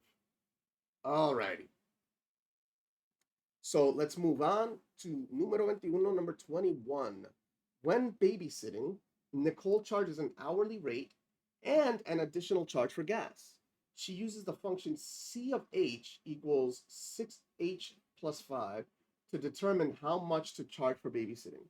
The constant term of this function represents, is it the additional charge for gas, or is it the hourly rate Nicole charges, or is it the number of hours Nicole babysits, or is it the total Nicole earns from babysitting? So definitely pause and think about some of these answers. Now, for process of elimination, she uses this function to determine how much to charge. They actually told us that how much she charges is C of H. So the constant term is not C of H. The constant term is this 5. So by process of elimination, I've eliminated this one. And also, well, the number of hours that she works, that's where that's the variable that determines how much she makes, isn't it? So the variable has to be H. So the constant term is not the number of hours she works, it's the H. So this is H, this is C of H. So now I'm down to two choices. Is it the additional charge for gas, or is it the hourly rate Nicole charges? So I see that C of H is equal to 6H plus 5. We know that she charges an hourly rate and an additional charge for gas. Staying longer doesn't make gas more expensive. Did the couple decide to go to dinner and then went to a movie, so now they have extra time, so that she makes extra money, or did they come back home right away? Nothing is going to make gas cost more money. So the part of the charge that makes her more money has to be the amount she makes for the hours. So this is the amount she makes for the hours of babysitting. And this part, this constant part, has to be the gas money. Okay, so we see that she makes she gets $5 for gas, and she makes 6 hours for babysitting. So this 6, which is a common question that they'll ask about, this 6, the 6 is equal to her hourly rate,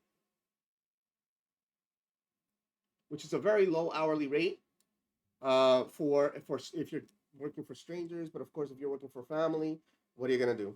Also, if you're young, what are you gonna do? So, but the point is that the constant term is the additional charge for gas. Okay. Número 22, number 22. When solved for x in terms of a, the solution to the equation 3x minus 7 equals ax plus 5 is. So we're solving for a. Is it 12 over 3a, or is it 12? I'm sorry, for x, and we're solving for x in terms of a, rather. Sorry. The solution to the equation 3x minus 7 plus equals ax plus 5 is 12 over 3a, or 12 over 3 minus a, or 3a over 12, or 3 minus a over 12. So this is one that you could do by plugging in a random number. You can do it by plugging in a random number. I would remember, let a equals 0 actually eliminates one of the choices. Eliminates choice 1. So that's an easy one, because that would be undefined, whereas the original equation would be defined. Letting a equal 1, that might eliminate some choices, but I'm telling you what you could do. Letting a equal the random number, like I said before, 9 or 11 or 8, that'll tell you pretty quickly, or 22. That'll tell you very quickly which one of these makes sense. How? By plugging in that random number and then solving for x. Now, for example, I see that a is a coefficient Here's another hint for elimination. I see that a is a coefficient of x. So when I'm solving for x, I'm going to end up having to divide by something involving a, which means that the bigger a gets, the smaller the value of x is going to get. But choice 3 actually grows as I plug in bigger values of a. Choice 4 goes in the negative direction, but grows in absolute value. So when I said grows, I meant actually grows in absolute value. As a grows, x shrinks in absolute value because I'm going to divide by something involving a. So choice 4 grows in absolute value. So it actually the only one left here is choice 2. So that will tell me that that choice 2 is the answer. Another thing that I could have done to eliminate some choices is I might note that in the process of solving for x, I'm going to have to subtract the coefficients of x, not multiply or divide them. That eliminates choice 3 for sure. And even if I didn't know how to solve it fully, choice 2 or choice 4 are the only ones that actually subtract the coefficients of x. So how do I do this algebraically? 3x minus 7 is equal to ax plus 5. I need to solve for x, so I can get rid of, I'm going to get x on the left side, and everything without x, I'm going to get it on the right side. I'm going to add 7. There's the 12 that all the answers have. So 3x equals ax plus 12. Subtract ax. This is where a lot of students get messed up. They combine the subtraction by multiplication. Or another thing that I've seen students do is they combine a subtraction by division. Subtraction is subtraction, so you combine subtraction by subtraction. So 3x minus ax equals 12. The only way to combine these is the distributive property. So, factor x out. The factor pair is 3 minus a is equal to 12. Divide by 3 minus a. And I get that x is equal to 12 over 3 minus a. That is choice 2. Groovy. All right. Número 23, number 23. Wade Van Niekerk, a runner from South Africa, ran 400 meters in 43.03 seconds. That's a world record. That is extremely fast. By the way, my fastest 400 meter was 58 seconds. And I was fast. I wasn't the fastest on the team, but I was fast. I was triple jump division champ in high school. So to be triple jump division champ, you actually have to be pretty fast. 43.03 is significantly faster than me. So Wade Van Niekerk ran a runner from South Africa, ran a 400 meters in 43.03 seconds to set a world record, which calculation would determine his average speed in miles per hour. So I see a lot of numbers. I'm not going to read all of them because it would take me longer to read them than to analyze what they're really asking us to do. They're asking us to do some what's called dimensional analysis. And dimensional analysis is a big word in chemistry, especially. But all it is recognizing that dimensions are being multiplied. In other words, 400 meters is the number 400 times the unit meters. So why does that matter? Well, it matters because when you're solving an inequality, then you can, when you're simplifying an expression and changing units, you can, if you need to eliminate units that are being multiplied, you can divide by those units. Similarly, if you're dividing by certain units and you need to eliminate them, you can multiply by those units.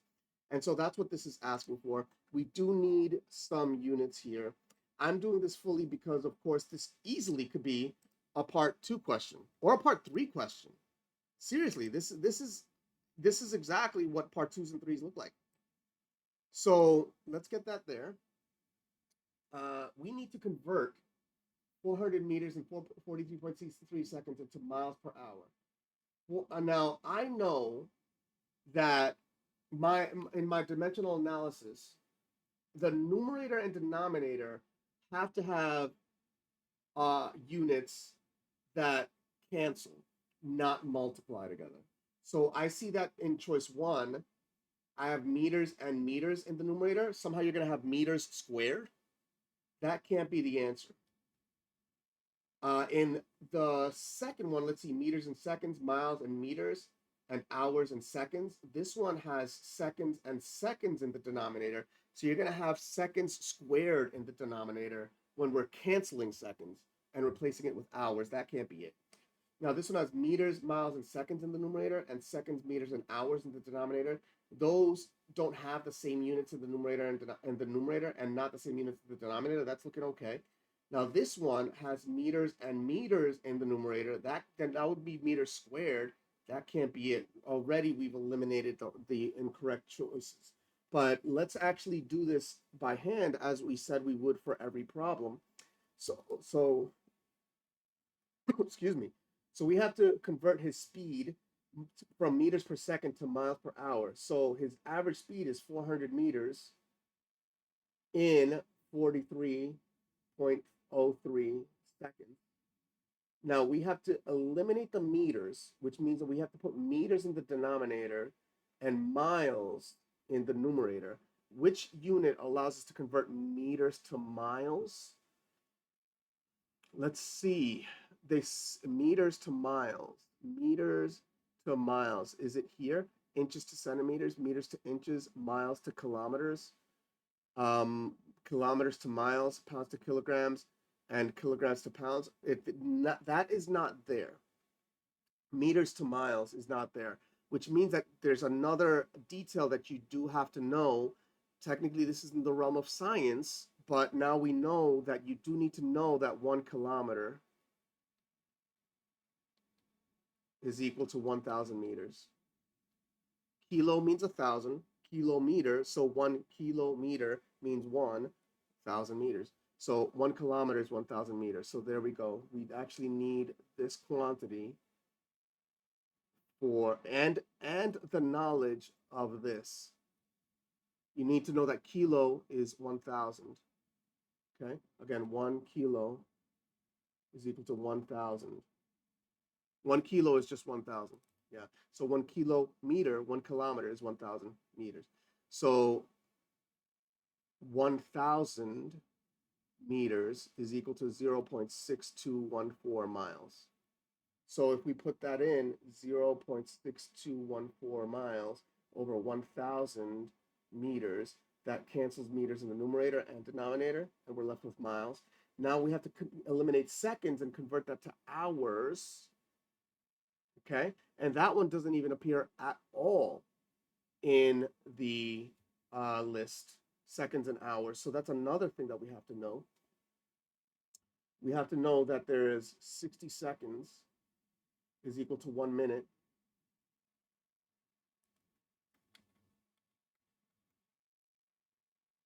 And you have to know that 60 minutes is equal to 1 hour.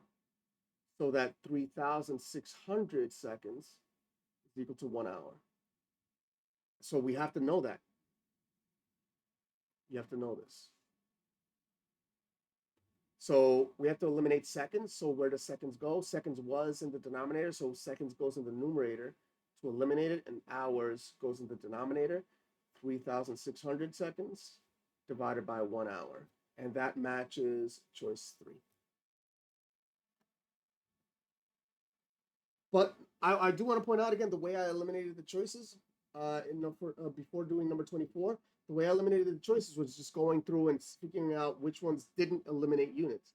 Choice 1 had meters and meters in the numerator, and it also actually has, so that part is incorrect, right? It also has seconds and seconds in the denominator. That won't eliminate. That part is incorrect. Choice 2 had seconds and seconds in the denominator. That won't eliminate. And choice 1 had meters and meters in the numerator. That won't eliminate. Not bad. Not bad. A lot of students get this one wrong because it's way too much, but we just found out it's actually, if you just remember that the units have to cancel correctly, it's actually not that much. In other words, you don't have to know how to do this for part 1, what I just did for part 1. You do need to know what I just did for part 2, 3, and 4, but for part 1, you could just look for where the units eliminate. Número 24, number 24. Which function has a domain of all real numbers and a range greater than or equal to 3? This is choice 1, f of x equals negative x plus 3. Choice 2, g of x equals x squared plus 3. Choice 3, h of x is equal to 3 to the x. Or choice 4, m of x equals absolute x plus 3. I would go ahead and graph this. And as you know, my one choice, one thing you could do is literally plug in a number, and that might, if you're lucky, eliminate some choices. Like if you plug in x equals 0, this one, it says to have it has to have a range greater than or equal to 3, right? It says it has a range greater than or equal to 3. If I plug in x equals 3, I get h of 0. I'm sorry, if I plug in x equals 0, I get h of 0 is equal to 3 to the 0, which is equal to 1, which is lower than 3. That's pretty lucky, but it's the only one that gets eliminated by plugging in x equals 0. But if I plug in other numbers, I might get lucky. This one, choice 1, if I remember what a line looks like, choice 1 has a slope of negative x, negative 1. So this one has the range from negative infinity to infinity. It goes all the way down to negative infinity and all the way up to infinity. So that one's not the answer. Okay? And now I'm kind of stuck. Maybe as a student, I'm stuck between g of x equals x squared plus 3 and m of x equals absolute x plus 3. Valid thing to be stuck on. But how do I get past this limit? Well, one thing I could do is, well, like I said, plug in some numbers. If you plug in x equals, like, for example, negative 1, you find out that choice 4 doesn't quite make sense. But you could also graph it. I know I'm graphing farther down than you're used to graphing. You know what? I'll go ahead and graph at 1 and 2. The reason I was trying to graph further down is that I didn't want to delete anything that I graphed before. But in this case, I know I'm gonna have to later on. So how do I graph the absolute? If I graph y equals math, if you go to number, one space to the right, press the math button again. One space to the right is the number. And the very first option is absolute. So absolute, x plus 3. And if I graph this, zoom standard, I see that it goes actually all the way down to the x-axis. So the range, before bouncing back up. So the range here is equal to 0, including 0, to infinity. And here I needed the range greater than or equal to 3. I needed 3 to infinity. So that choice 4 is not the answer. Choice 2 rather, is a parabola. The standard parabola, y equals x squared, the parent function of all parabolas, shifted up 3 units. Or equivalently, vertex form, 0, 3. And so the range is 3 to infinity. And it's also defined on all real numbers. So the domain is equal to negative infinity to infinity. All right. And we are done with the multiple choice questions. I hope that you got so many points on that. Really do. But we are going to move on to number 25 on part 2s. And I want you to see that part 2s, 3s, and 4s are definitely multiple choice questions with the multiple choices just eliminated. You see, like even the first one. But now the first thing I want to do before anything, I want to cross out the note that diagrams are not necessarily drawn to scale. This is my tutoring skills at work. Now, you know, I used to teach it, but then it confused students. Just like the whole on the SATs used to penalize you for getting questions wrong. They no longer penalize you for getting questions wrong. So you should always answer every question. If you literally run out of time, just start filling in numbers on the SATs and ACTs. But on this, just like penalizing students actually made students not fill anything in when they actually just should have. Here, saying note that diagrams are not necessarily drawn to scale convinces kids that diagrams aren't drawn to scale, when in fact they almost always are drawn to scale. And in almost every test, every diagram is drawn to scale. And definitely in every test, almost every diagram is drawn to scale. So using scale is actually useful if you don't know how to do the problem. That said, this is the part. For all questions in this part, a correct numerical answer with no work shown will receive only 1 credit. So if you happen to know a way to do it on your calculator, do it on your calculator. And if you don't show work, you'll get a point. That's great. But it does say here, it clearly indicate all the necessary steps, including appropriate formula substitutions, diagrams, graphs, and charts, etc. So if you show work, you're going to get all the points. Okay, how do we do this? Solve 5 parentheses x minus 2 close parentheses less than or equal to 3x plus 20 algebraically. So I like to plug in a number for an estimate, like 0. If I plug in x equals 0, I get negative 10 on the left and I get 20 on the right. So 0 is in the solution set. 0 is in the solution set. Okay. So, and also if I plug in like a huge number, I see that the left side is going to be way bigger than the right side. So eventually numbers on the right are going to stop being in the solution set. But all the numbers on the left and the negative side are going to be in the solution set. So the solution is going to look like this, and it's going to stop somewhere. But now the question is what that number is going to be. Okay? This is my estimate. But my estimate is fully accurate. 0 is in the solution set. Every negative number is going to be in the solution set. Some positive numbers are not going to be. So let's find out how to do this. We distribute. Okay? This is where a lot of students lose points right here. 5x. A lot of students write minus 2. That's incorrect because they have to multiply the 5 by the negative 2 by 5 and they get minus 10. All right? So if you're the kind of student who gets that question wrong right there, keep that in mind when you're taking the Regents. 3x less than or equal to 3x plus 20. Now I'm gonna get x on the left. I'm gonna get x on the left because a lot of students like it that way, but also because it's gonna make me avoid having to divide or multiply by a negative number. 2x minus 10 less than or equal to 20.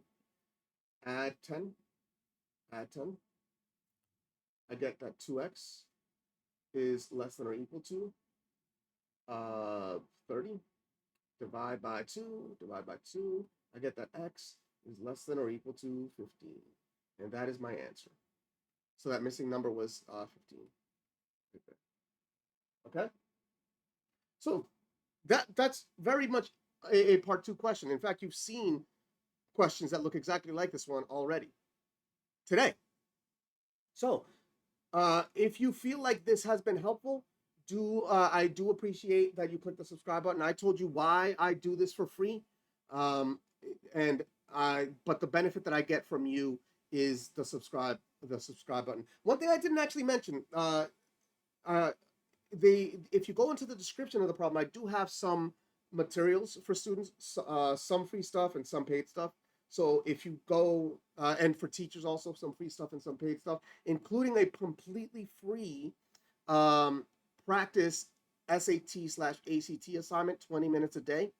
That's completely free for everybody. So if you go down to that, you can get that, okay?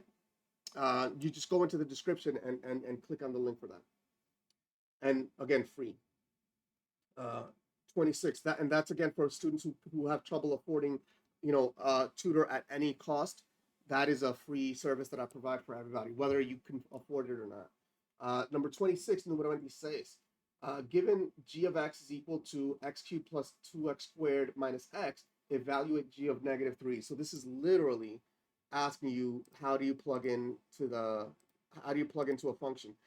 As you recall, the instructions did say, let's go to the instructions real quick. Correct numerical answer with no work shown will receive only 1 credit. So if you do not know how to do this question, but you do plug into the calculator, y equals, I don't like clearing that, but I'm gonna, x cubed plus 2x squared plus 2x squared minus x. And you go to the table, and you could, if it's on set to auto, you could scroll to y equals x equals negative 3. You get y equals negative 6. If you just write the number negative 6, that's a point. A point, you might say, but it's only a point. But if you're doing one of those students who's playing the points game on the multiple choice, one multiple choice question is only worth 2. 1 point is half a multiple choice question. Worth it. Worth it. So do plug in and get your point. Get your point. Then find out if you could just do this algebraically. In fact, you can. I hope you can do this algebraically by plugging in to the expression. In fact, if you say g of -3 equals -3 cubed plus 2 times -3 squared minus parentheses -3.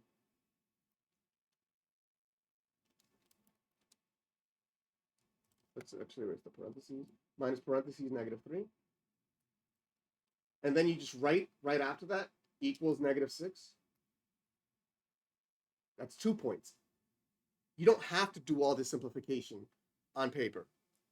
You don't have to do all the simplification on paper. That's 2 points. I'm going to do the simplification on paper because I promised you I would. -3 cubed is -27 plus 2 times -3 squared is +9 minus -3 is +3. So equals -27 plus 18 plus 3, which is equal to -27 plus 18 is -9 plus 3. -9 plus 3 is -6. Done. Done. So, but you could just stop at the red, and that'll be 2 points. So those, I know that some teachers say focus on the part ones, the multiple choice. I think the reason, and I'm not gonna denigrate teachers who say that, because the truth is that often the reason a lot of teachers say that is that they've fought the battle to try to get students to show work. Students just insisted on not showing work. If you insist on not showing work, then the best way to get your points is by focusing on the part ones. But the truth is that if you do show work, then you shouldn't just focus on the part ones. You should focus on the part 2s, 3s, and 4s. And if you can get a 65 on the part ones, you can get an 80. So like I said, there should be a gap of students who just don't get anything between a 65 and an 80. That gap doesn't exist because there's a ton of students who don't bother showing work. So if you show work, immediately your grade's going to blow up. If you don't show work and you get an 80 on the part 2s based on just the part 1s, you can get a 90 on the part 2s, 3s with the part 2s, 3s, and 4s. And if you can get there, you're almost guaranteed to, with a little bit of work, to get on 95, 98, 99, or 100, which is great. I have graded a test with 100. It feels great. It feels great for the grader. I love seeing it. Okay, so given the relation r is equal to -1, 1, 0, 3, -2, -4, and x5, state a value of x that will make this relation a function and explain why your answer makes this a function. So state a value of x that will make this relation a function. I remember that a function has to satisfy the vertical line test. So -1, 1, 0, 3,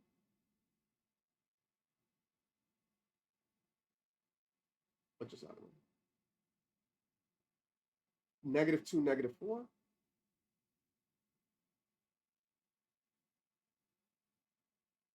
and x5. So any value here, any value of x, except x equals -2, -1, or 0. Oh, except, I'm writing over my picture. Okay. Except x equals -2, -1, or 0. Or 0 will be 1 point. So how about x equals 2? X equals 2, x equals 3, x equals 0.5, x equals literally any number except -1, -2, or 0. Now explain why your answer makes this a function. Now this is the point where we have to actually use words.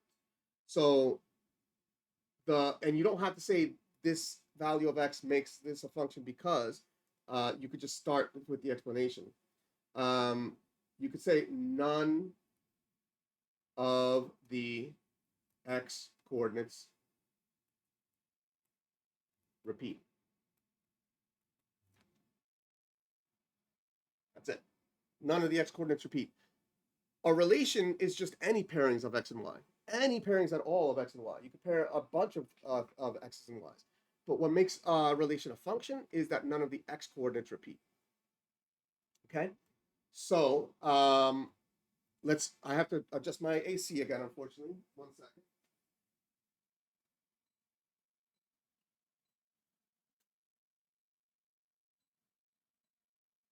Okay.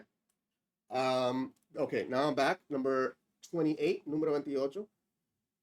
As I said, every faux pas, every little thing that I have to do to make this video in one shot, I'm going to do it because now I can make more videos and benefit more students.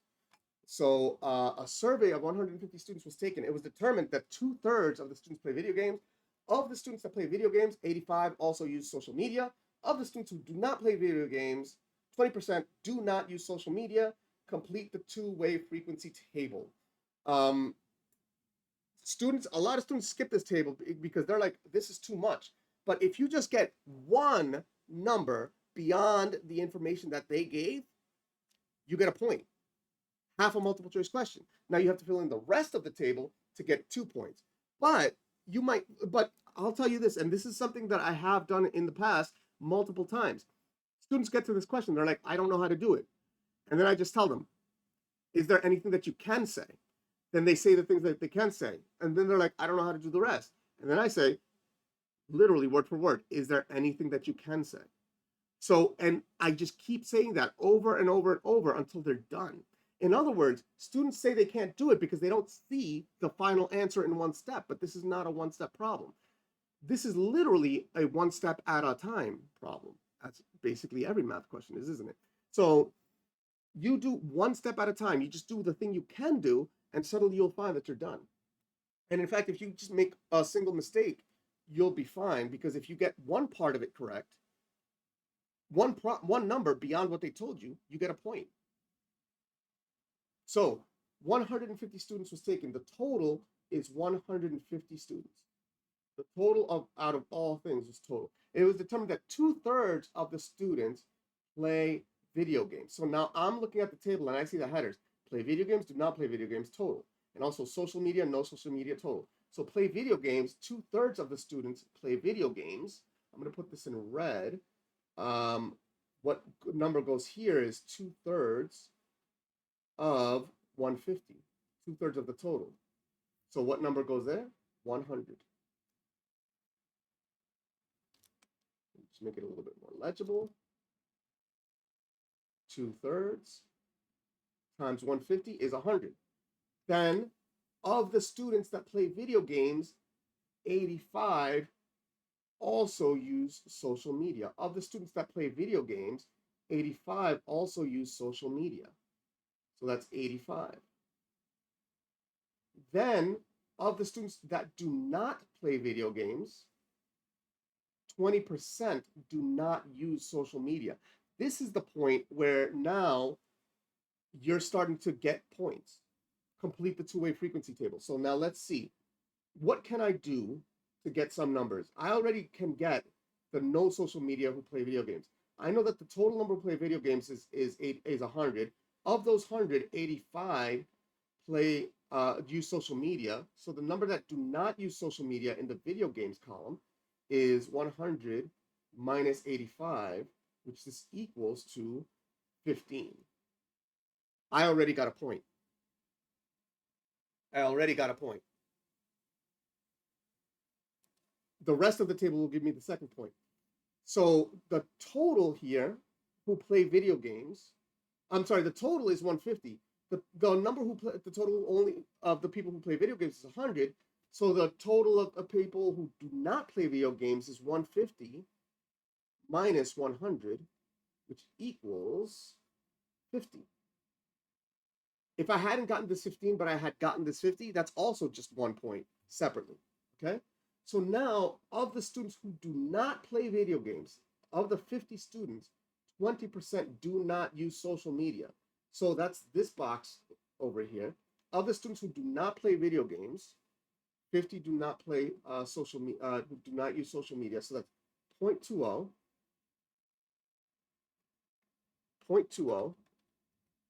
20% of the ones who don't play video games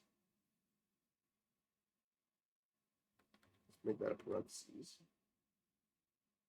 And I go to my calculator to do 0.20 times 50, which this is equal to 10. Okay. Now I could actually get the number who do not play video games but do use social media, because this column has 50 students, 10 of them don't use social media.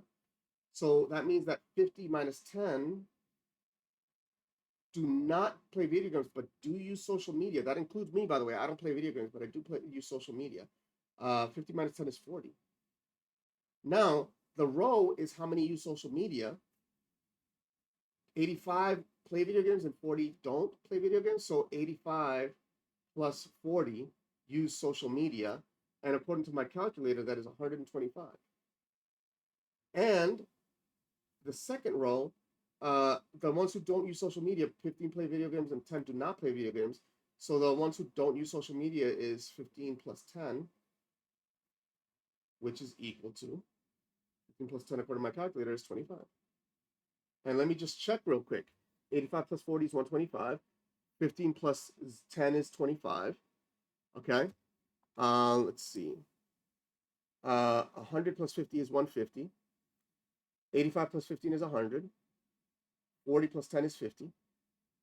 125 plus 25 is 150. So the table works. Okay, the table is accurate. This table only has 4 degrees of freedom. So they have to give you 4 unique algebraically independent pieces of information. Okay? And they did. 150 students, 2/3 of those play video games.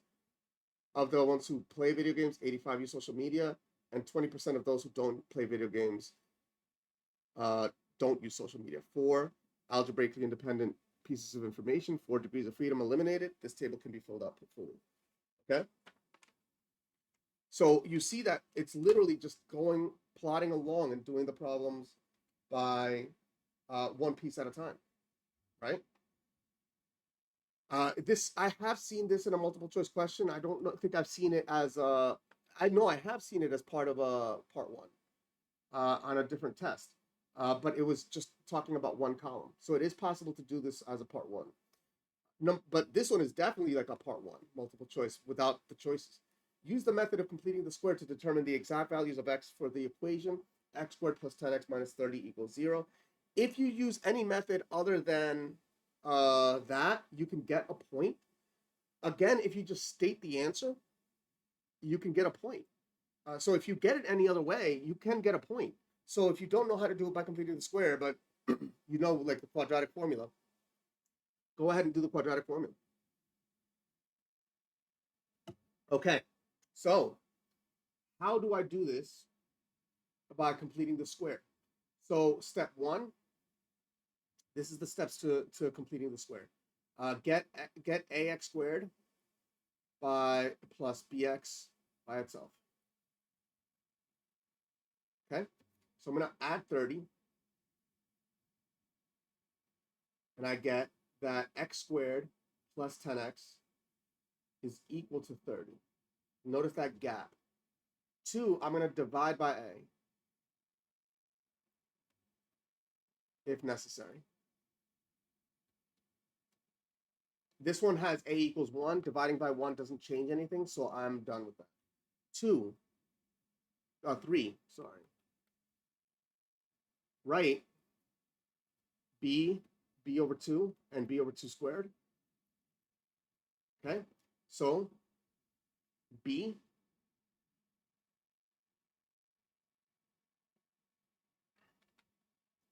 equals 10.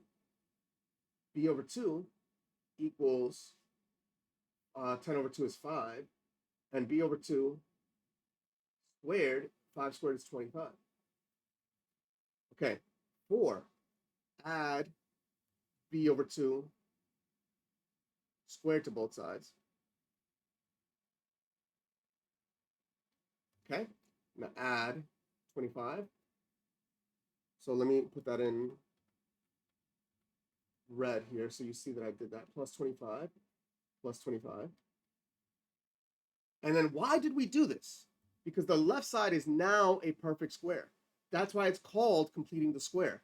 The left side used to not be a perfect square. and now it is a perfect square. We completed it as a perfect square. We completed the square. So step 5 is now to factor the left side as a perfect square,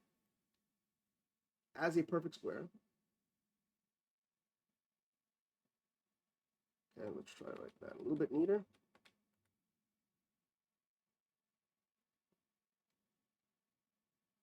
Parentheses x plus b over 2 squared. Okay, so that's what the left side is going to factor as. X plus 5 parentheses squared equals 30 plus 25 is 55. Okay, and now step 6 is to solve via the inverse operation method.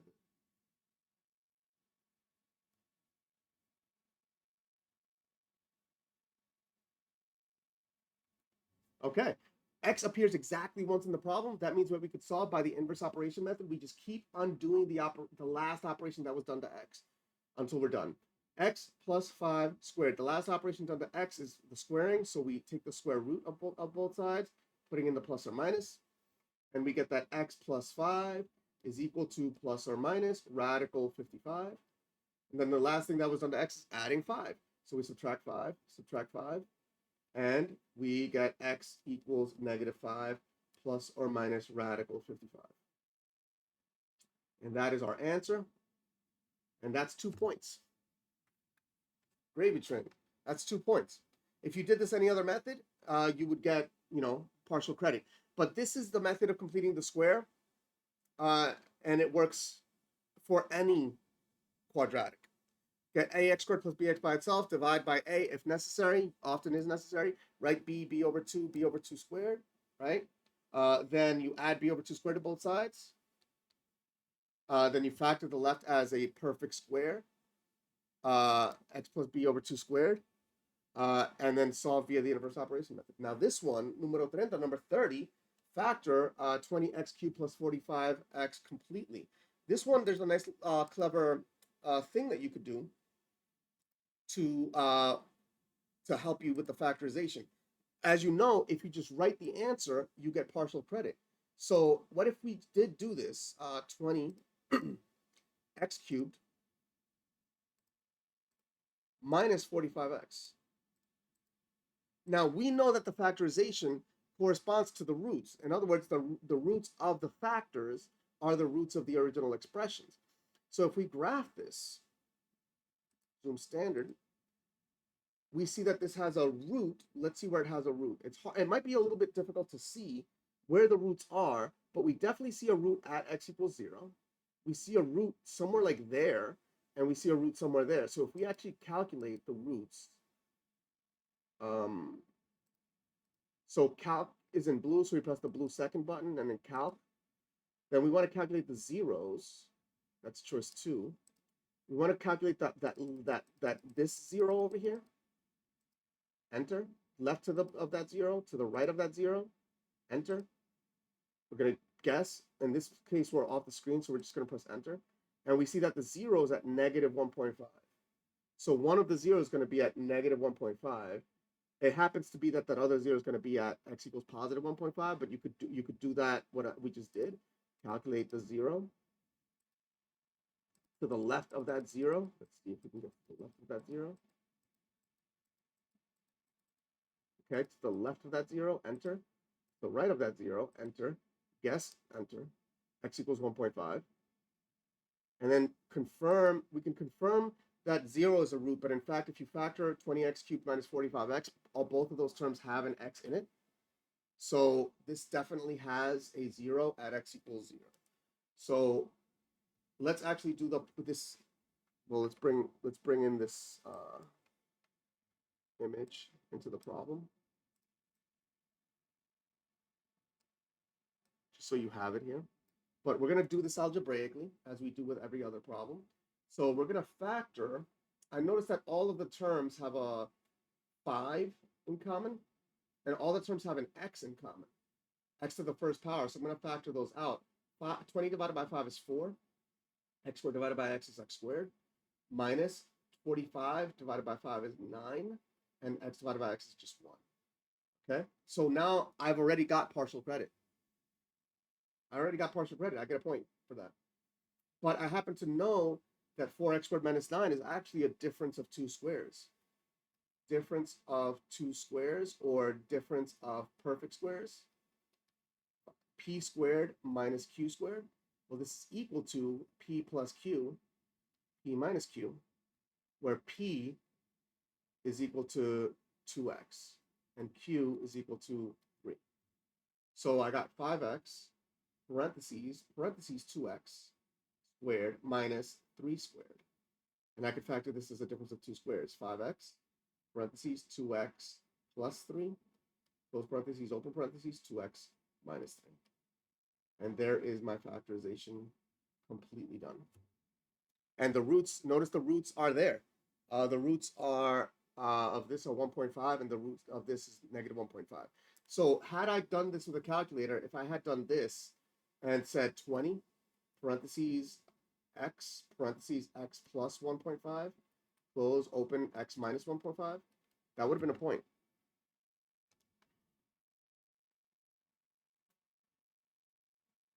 Without, by just writing that. The 20 comes from the leading coefficient, and then the rest comes from the roots. So this can be done on the calculator. Part 3, again, what do I do with this part? Note that diagrams are not necessarily drawn to scale. Notice that we haven't had a single diagram not drawn to scale, but not only that, we haven't even had a single diagram that even was eligible to be not drawn to scale. Every diagram so far had to be drawn to scale. So I crossed that out because we're going to assume that the diagrams are drawn to scale. Okay? This is now a 4-point question, though, which means you might say, and I've heard a lot of students say, now the 4-point questions are so difficult, I'm not going to bother with those. I'm going to bother with the part 2s. But the thing is that the part 3s just offer more partial credit, so they're worth it. And in fact, chances are, if you're trying to eke out points, you can actually eke out more points from the part 2s than you can from the part 3s and the part 4s than you can from the part 2s. So do focus on the part 3s and 4s. And notice the logic there. That means that if you should focus on the part 3s and 4s more than the part 2s, then you should definitely also focus on the part 2s, which means you should focus on every part of the test. So if anybody tells you only focus on the part 1s, that's bad advice. And that's the proof. Okay, first one, graph the following system of equations on the set of axes below. This one I would highly recommend going on the calculator because you can get the integer points right there. Again, we ran out of space, so we're going to do delete that. Y equals x squared minus 3x minus 6. And there's going to be some things that we have to make extremely clear. Neatness counts on graphs. What do I mean by neatness counts?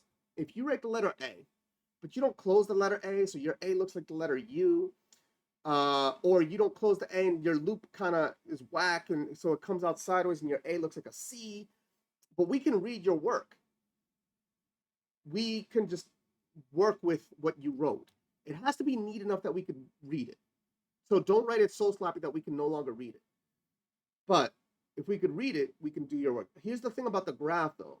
Neatness counts. Like if you just move a point over because you think you want to be more clear, you're not being more clear that way. The location of the point obsessively matters. So if a point is on a line, but you want to like move it over so you could see it better, don't. Because by moving it over, you made it wrong. You have to just, if you want to make it more clear, just make it darker. So I can go to the table of values,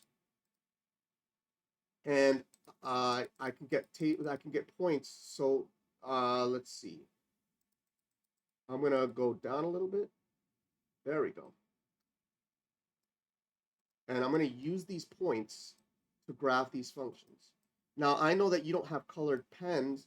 You usually graph with pencils, but I'm gonna do this with my colors. The first one is blue. That's the first. Y equals negative 3. X squared minus 3x minus 6. I see x is negative 4. I see y equals 22. That's off the chart. X equals negative 3. Y equals 12. So I could go up to 1, 2, 3, 4, 5. So I like marking negative 5 and 5 and negative 5 and 5 on my graph to make it easier to read. And I'll make 10 on the graph and 15 on the graph. Okay. For now, I'll stop there, but negative 3, 12. So negative 3, x is negative 3. I go up to y equals 12. I've seen a lot of students move this dot over. No, if you move it over, it's wrong. It's right centered, right on the point where the hashes intersect. X is negative 2, y equals 4. X is negative 2, well, x is negative 1, y equals negative 2. X is 0, y equals negative 6. X is 1, y equals negative 8. X is 2, y equals negative 8. X is 3, y equals negative 6. X is 4, y equals negative 2. X is 5, y equals 4. X is 6, y equals 12. Okay, and then I see it goes off the page after that. So what do I do to get full credit for this one graph? I make sure that I go outside of the area and I make sure to put an arrow. Technically speaking, if you either put the arrows or you go beyond the edge of the graph, you get a point, assuming that those points are part of the graph. I recommend to students, when both are appropriate, do both. But now I'm following the graph. Notice that when I'm doing this, I'm trying my best to go right through the points, but it's a little bit jagged, a little bit jiggly, right? I've seen students try to do this graph by using their straight edge, but the thing is, your straight edge only graphs perfectly straight lines. If the line is perfectly straight, you must use your straight edge. If the line is curvy, if it's a curve, but not straight, you can't use your straight edge. So this is a full 1 point graph.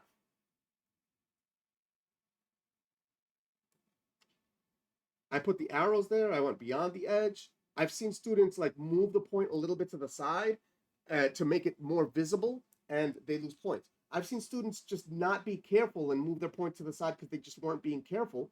They lost points. Look at all this work done and losing points so easily. You want to do that. Well, I should also say that this is y equals x squared minus 3x minus 6. So you do have to label it. I should say that too. Why do you have to label it? Because you're graphing two functions. Okay? The second one, y equals x minus 1, I see, let's see, negative 4, negative 5, negative 3, negative 4. So I got a line, right? I got a line.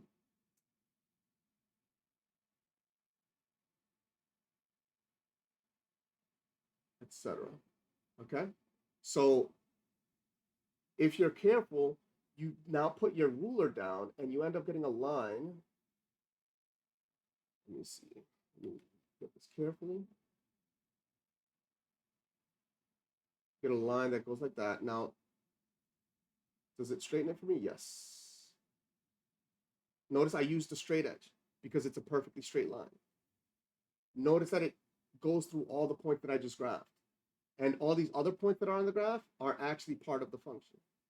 That's this, and label this y equals x minus 1.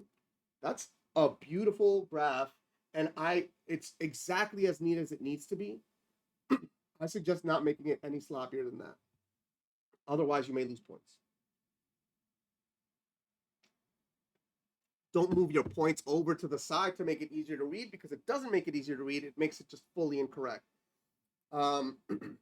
Graph your line with a straight edge because it's perfectly straight. Graph your parabola without a straight edge because it's not perfectly straight, and your hand is not expected to be technologically perfectly arced. So that graph is, and it's a little bit jagged, maybe more jagged than you're able to do. Full credit. Full credit for that graph. Okay. Number two, the last part is to state the coordinates of all solutions.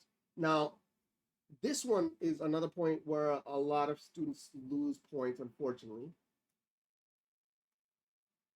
A valid question is, do you need the x coordinate and the y coordinate?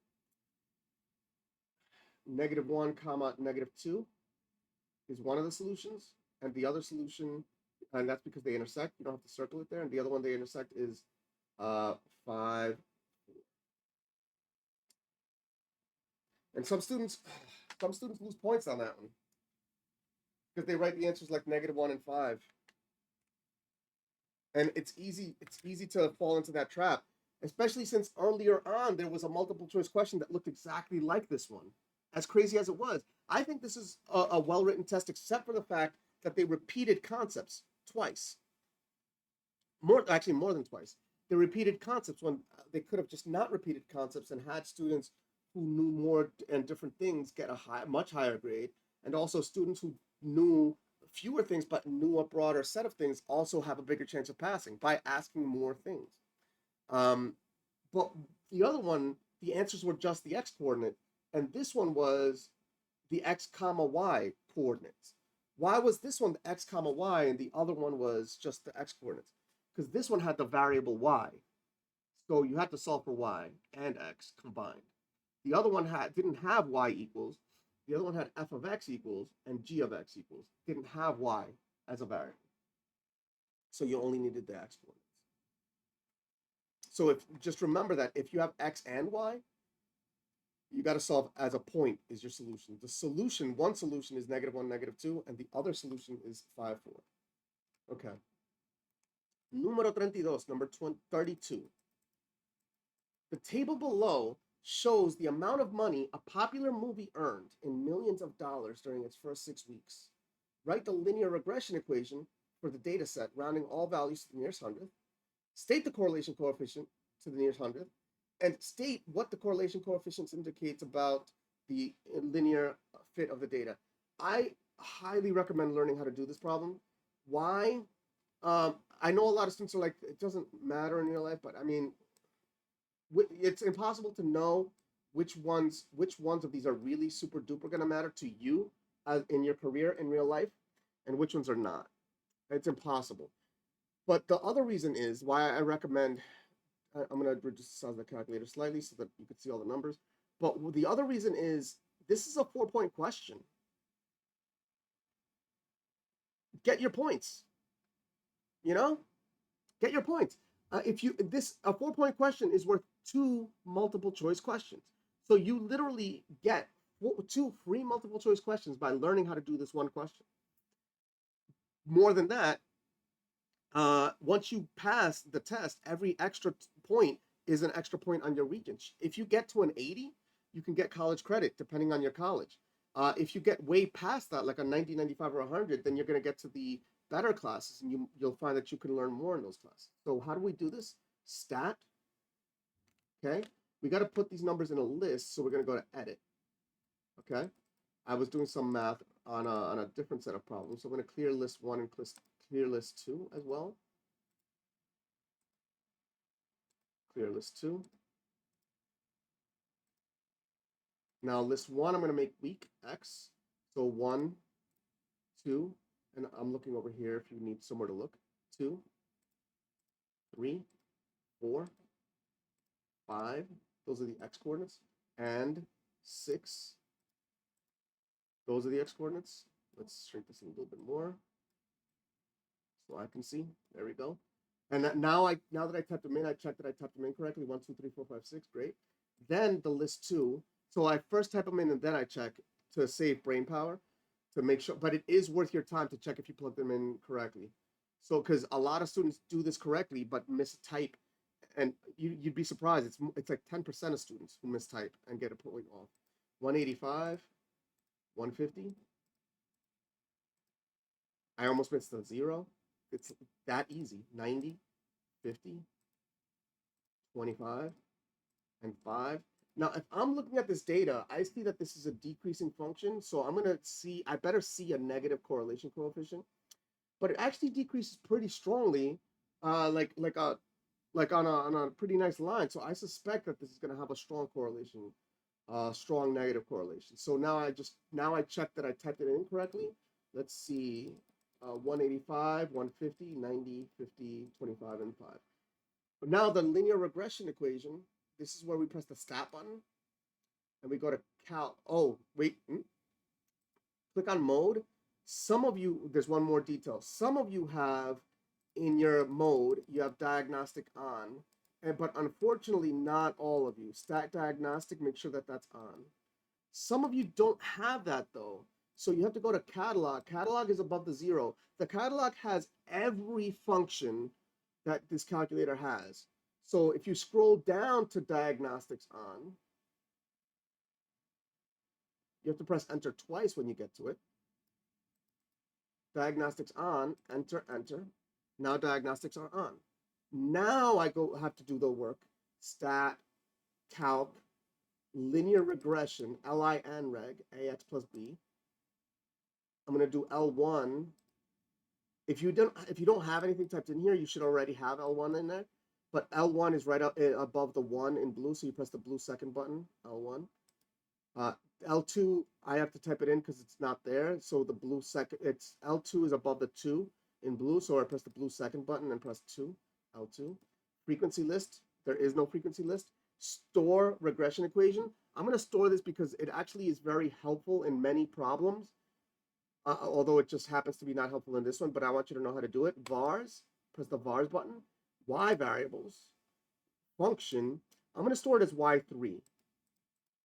That's not a necessary part of the problem, but sometimes it is, so I wanted you to know how to do it. And now calculate. Now, this is another strategy that I use because fixing muscle memory for students is really difficult, but teaching a new pattern that includes all the muscle memory is helpful. So this is the muscle memory where students struggle. They get it right, but they don't do the nearest hundredth, or they get the wrong variables. So this is what I have students do. I have them write exactly everything that's on this picture on the calculator. So y equals ax plus b, where a equals negative 37.57142857. B is equal to 215.6666667. And C is equal to, no, R, you don't need R squared for Algebra 1. R is equal to negative 0.9848161359. So I have students do that. And then I have students make sure they write the correct variables, X and Y.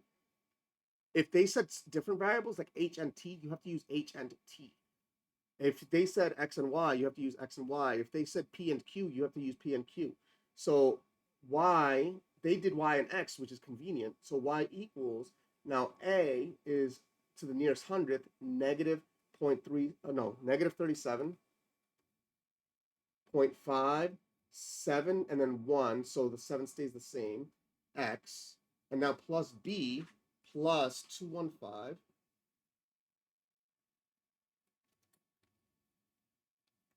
plus 215.6. The next number is 6, but the next number after the 6 is another 6. So the 6 rounds up to 7. Okay? And that's full credit for the first question. Okay? That's full credit for the first question. So what about the second question, the correlation coefficient to the nearest hundredth? R is equal to negative 0.98 and then a 4, so the 8 stays the same. Okay? What is it that I did that's different from what a lot of students do? I wrote the full answer unrounded and then I rounded. Why did I do it that way? Because a lot of students see one problem says to the nearest hundredth, but then the other problem might say to the nearest tenth or the nearest thousandth, and they round to the wrong thing. Or they just always say, my teacher said, round to the nearest thousandth. You have to obey what the book or the test says. So what this does is it fixes the muscle memory. Now, you might say, this is a waste of time. But if you actually do the experiment, how long it took me to write each number, this is a 3-hour test. 3 times 3,600, you have literally 10,800 seconds to do the test. Each line took me 6 seconds to write. 6 times 6 is 18. So I took 18 seconds out of the 10,800 seconds that I have for the test. It's not a waste of time. And it fixes your muscle memory for the rounding. So I recommend doing it that way. So R is equal to negative 0.98 to the nearest hundredth. That's 3 points already. State what the correlation coefficient indicates about the linear fit of the data. All you have to say, so this is a negative 0.98. This is a strong negative correlation. And that's it. Strong negative correlation. You could say between the variables x and y, but that's it. Strong negative correlation. So what does that mean? What does a strong negative correlation mean? It means that if you graph this line and you graph the dots, if you graph the line is there. So look at this. The line is equation 3. Now, I'm going to do that for a second. So I'm going to do zoom stat. Now, I recommend not necessarily doing that, but if you, just so you could see it, notice that the dots are very close to the line.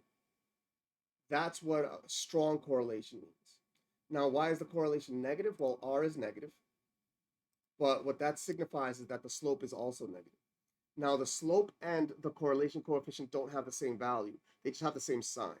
I don't know what the slope of this line is. Actually, no, I do know what the slope of this line is. It's A. It's negative 37.57. But notice that the slope is negative and R is negative. The slope and the correlation coefficient will always have the same sign, but you'll have a strong correlation, and the number will be close to either 1 or -1 when you have a strong correlation if the points are really very, very close to the line. Okay? You'll see that if it's a weak correlation, let's say, for example, like 0.2, then, or -0.2, then the points are very far away from the line. And you'll see that the points are somewhat close, but not super duper close to the line if the correlation coefficient is moderate. Okay? So, and at this point, I'm going to suggest to go to Google this, guess the correlation. Guess the correlation. That's a pretty fun game, and you'll learn what strong and weak and almost zero correlation looks like. It's a fun game. Guess the correlation. Google that. And of course, if you visit JuanTutors.com, go there to meet your tutoring needs. That's for parents. I don't expect students to pay for that unless you're adult students. But, you know, go to JuanTutors.com to meet your tutoring needs. Very little advertising in this video. I hope you appreciate that. Press the like button if you appreciate that. I've been doing very little advertising. Número 33, number 33. Let's get this. Use the quadratic formula to solve the equation 3x squared minus 10x minus 5 plus 5 equals 0. Express your answer in the simplest radical form. And you might wonder, is the quadratic formula on the formula sheet? And let's check. Look at that, the quadratic formula. Now, I'm going to post both of these here, quadratic equation and the quadratic formula. Quadratic equations need not be in this exact format, y equals ax squared plus bx plus c, but they do need to be in that format for you to use the quadratic formula. Or rather, but you do also need equals 0. But they have to be, the point is they have to be in standard form. You do need ax squared plus bx plus c equals 0. You need it in that order. And if it's not in that order, you need to do algebra to get it in that order. But this one happens to be in that order. Despite being a part 3 problem, I'm shocked that they have it in that order. Completely. This is a part 2 question in my opinion. So what's the benefit now? Being a part 3 question, if you get it right, you get 2 free multiple choice questions. And if you make little itty bitty errors, you also get a lot of partial credit. So A equals 3, B equals -10, and C equals 5. So lots of partial credit to be had here. And we have x equals -b plus or minus the square root of b squared minus 4ac all over 2a. And then we plug in, we get -3. And b will almost always be -10 because they think it's tougher. And I think, wait, I just messed up there, didn't I? Hey, b will almost always be negative because they want to see if you lose a negative sign. Negative, parentheses, -10. Which I lost b. So it happens. Luckily, I have it correctly in my work here. But plus or minus, there's two places where it matters. There's a negative sign here, so you in the formula, and then b itself happens to be negative in this problem. So you got two negative signs. And then the second place where they want to see if you lose a negative sign is the fact that b is being squared. So you actually are required to use a parentheses for the squaring. And if you don't use a parentheses for the squaring, you get it wrong. Minus 4 times 3 times 5. All of that over 2a, 2 times 3. Now, why is it wrong without the parentheses? Because a negative number squared is positive. But without parentheses, the squaring happens first and then the negative happens. And that's not what the problem is doing. The number is negating the 10 to make a negative 10, and then it's squaring that. You need parentheses. So now we could do this by hand. You are allowed to use your calculator as much as you want here, but since the calculator probably is not going to give you a simplified radical, you have to be careful. But you could do 10 plus or minus radical. I'm going to do this fully. Negative 10 squared is 100 with parentheses. Minus, I'm going to subtract here 60. All of that divided by 2 times 3 is 6. Okay? So which is equal to 10 plus or minus radical 40 over 6. Now, I don't want to stop there. They gave full credit for this. That's weird to me. That's weird to me. It even makes me wonder if they'll continue for the rest of the time that this Regents exists, whether they'll continue giving full credit for this. Why? Because this can be simplified further. If you actually simplify the radical, this is equal to 10 plus or minus. The radical 40 has a perfect square factor of 4. Radical 4, radical 10 over 6, which is equal to 10 plus or minus 2 radical 10 over 6. And now if you divide the entire numerator by 2 and divide the denominator by 2, you get 5 plus or minus 1 radical 10 divided by 3. This is fully simplified. But they accepted this. So if you stop here, they'll accept it. I don't think that they'll keep doing that. And not only that, I think that they will do things to the problem to maybe make it so that you have to keep going to the point where you get 5 plus or minus 10 radical 3. In those cases where the radical simplifies further. It's weird to me that they said simplest radical form and they didn't expect you to simplify further. It's weird. Okay? So that's why I kept going. Do understand, though, why. Like maybe on a part 6 problem, they'll make you keep going for that extra point, and then maybe they'll add some words to make it a 6-point problem. Who knows? Pero, número 34, number 34, graph the system of inequalities on the set of axes below. 3y plus 2x is less than or equal to 15, and y minus x is greater than 1. I see when I'm graphing this that y is going to be greater than something, so something is going to be shaded above something, and the other one has y is going to be less than or equal to something, so we're going to have something shaded below. And that's just mentally for me, it helps me to organize my thoughts. Both of these, though, to graph them, usually we would solve for y. I highly recommend doing it that way. There are other ways of graphing linear equations in standard form, but for now, I will solve for y. So I got 3y plus 2x less than or equal to 15, and I'm going to do this one in red for visual purposes, although you will do it in pencil. Minus 2x, I got that 3y is equal to negative 2x plus 15. Less than or equal to. Too many erasing. Less than or equal to. Divide by 3. And I got that y is less than or equal to negative 2/3 x plus 5. Okay?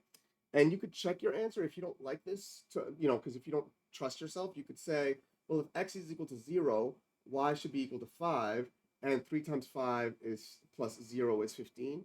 Then you could also test something like, if x equals 3, negative 2/3 times 3 is negative 2, plus 5 is 3. Actually, y is also 3, 3 and 3. So you got 3 times 9, 3 times 3 is 9, and 2 times 3 is 6, 9 plus 6 is 15. So this is correct.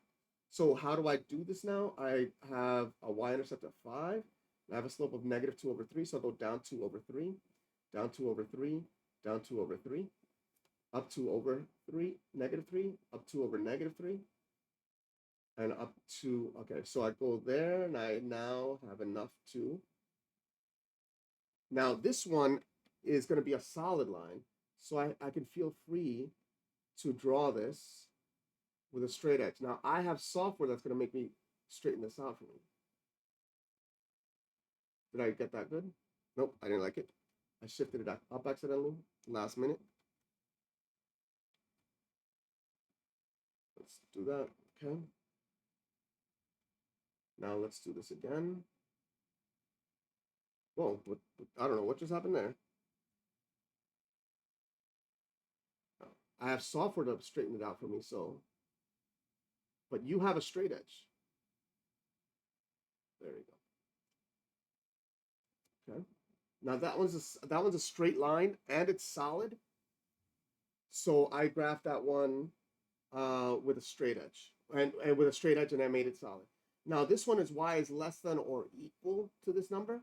So now to this expression, so I'm going to now shade below.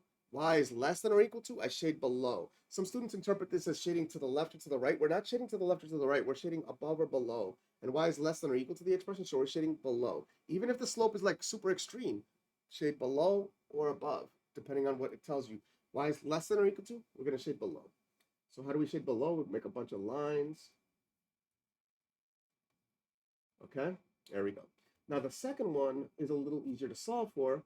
Y minus x is greater than 1. So we're going to add x plus x. You get y is greater than x plus 1. This is the one where a lot of students lose a little point here and there. So the y-intercept is 1, right? Y-intercept is 1. So they get their points. And I did do that carefully, okay? So goes to here. But here's the thing. This one, we're going to use a straight edge, but we have to draw a dotted line. So the software will not let me draw a dotted line with a straight edge. There is a ruler tool. Unfortunately, though, the ruler tool is buggy. It won't let me get rid of the ruler after a while.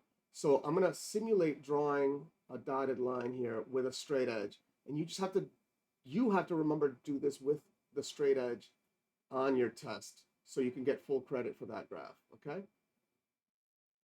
So pretend I did that with a straight edge. Again, I can't do it with software that way. Just remember, you have to do it with a perfect straight edge, just like I did the red one with a perfect straight edge. And now this one, y is greater than x plus 1. So we're going to shade above now, okay? Y is greater than, we're going to shade above.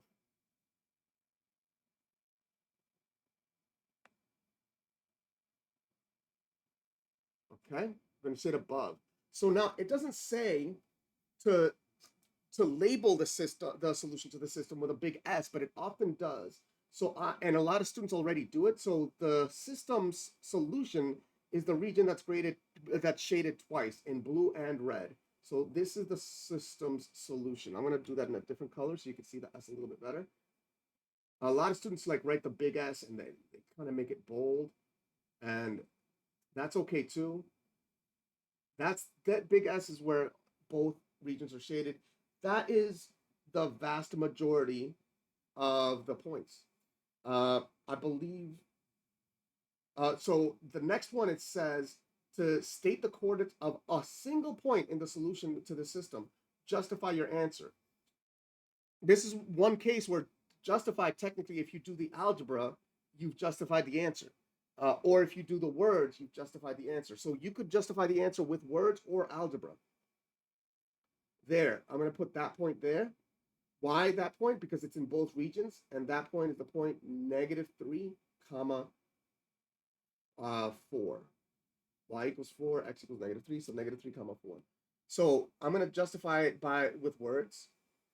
Okay, so -3 comma 4 is in the solution set because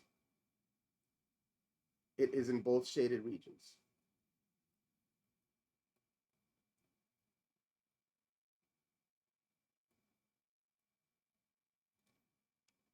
Okay, it's in both shaded regions. That's it. Okay. So now that we know it's in both shaded regions, it is in the solution set. This is a 4-point solution. How could you have done it by doing algebra? You could have plugged in the point -3, 4. So if you want an alternative solution that justifies the answer without using words, after all, justify doesn't require words. Explain does require words, but justify doesn't. I could plug in to the original. I could get 3, 4 plus 2, -3, less than or equal to 15. And I get 12 minus 6, less than or equal to 15. And I get that 6 is less than or equal to 15. That's correct. And then the other one, I could plug in the same point into the second inequality. And I get 4 minus parentheses -3 greater than 1. 4 plus 3 greater than 1. And I get 7 is greater than 1. This is true. And I could put the points -3, 4. And I could circle that. And that counts as justification. The black justification or the blue and red justification both serve as a justification and a statement. So each part of this was, I think, 2 points, if I remember right. And there's a 4-point question. I think that this is something that even many of you struggling students can get a point on. If any of these inequalities is graphed correctly, that's a point. If the second inequality is graphed correctly, that's a second point. If a point in the solution set is graphed, that's a point. If you graphed one of the inequalities incorrectly, you don't get that point, so you only get 1 point for one graphed correctly.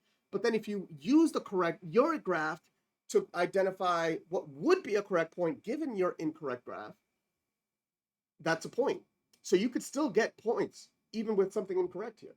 And if you gave the justification for it, like verbal, or maybe even made an arithmetic error, but the justification somehow worked, you might get a third point. You could get with even what might be considered a somewhat big error, you could still get 3 out of 4 points in this question. It's really nice. So number 35, and I'm gonna, as you know, cross this out, okay? Because I always tell my students to do that.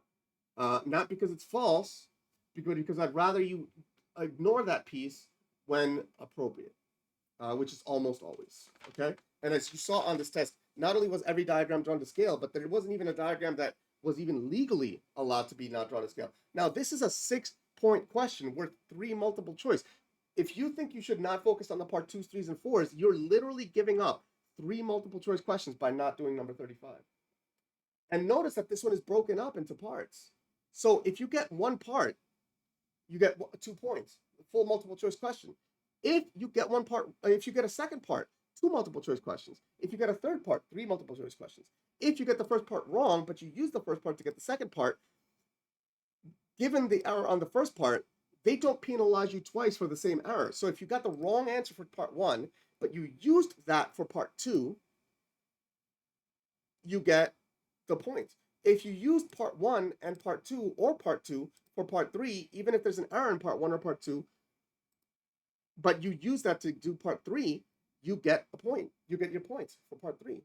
So you can get a lot of partial credit.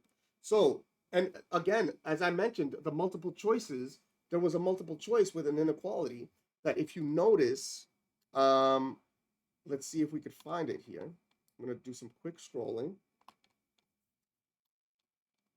Sorry if the scrolling bothers you. Close your eyes while I'm scrolling if the scrolling bothers you. Okay. Number 2. There we go. I'm done scrolling for now. I told you that number 2, the words in number 2 can actually help you with one of the part 2s, 3s, or 4s, and it actually can help you with the part 4. If you happen to see the format that these take, and you say, where did these numbers come from? A and C are the number of adult and child tickets, and that's less than or equal to the total number of tours, number of passengers. And then the 18A plus 12C, the 18 is multiplied, the cost of an adult ticket is multiplied by the number of adult tickets, and the cost of a child ticket is multiplied by the number of children's ticket, and that's combined to compare with the total profit. Then you can go, now I'm going to back to scrolling to number 35. Close your eyes if the scrolling bothers you. Still scrolling, still scrolling. Okay, now I'm at number 35. I'm done scrolling. Okay, so if X represents, let's see, Courtney went to a coffee shop to purchase lattes and donuts for her friends. One day, she spent a total of $15.50 on 4 lattes and 2 donuts. The next day, she spent a total of $18.10 on 3 lattes and 5 donuts. All prices included tax. If X represents the cost of 1 latte and Y represents the cost of 1 donut, write a system of equations that can be used to model the situation. So the notes that you need for this is how to determine the costs. So basically what you're going to do is you're going to write a cost equation, and then you're also for one of the situations, and you're going to write a cost equation for another situation. So let X be what they said, the cost of 1 latte. Now, I'm not a fan of letting X be the cost of 1 latte. I like capital L for the cost of 1 latte, and let Y equal the cost of 1 donut. I would have preferred using the capital D or something like that for the cost of 1 donut. But they chose the variables for us. We don't have a choice. Okay? So we have to use theirs. So how do we do this? We have the cost for lattes, plural, plus the cost for donuts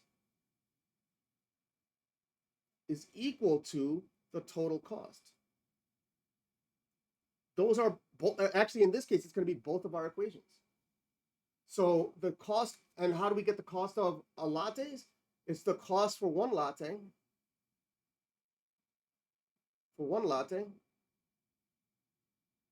times the number of lattes. And this one is the cost for 1 donut times the number of donuts.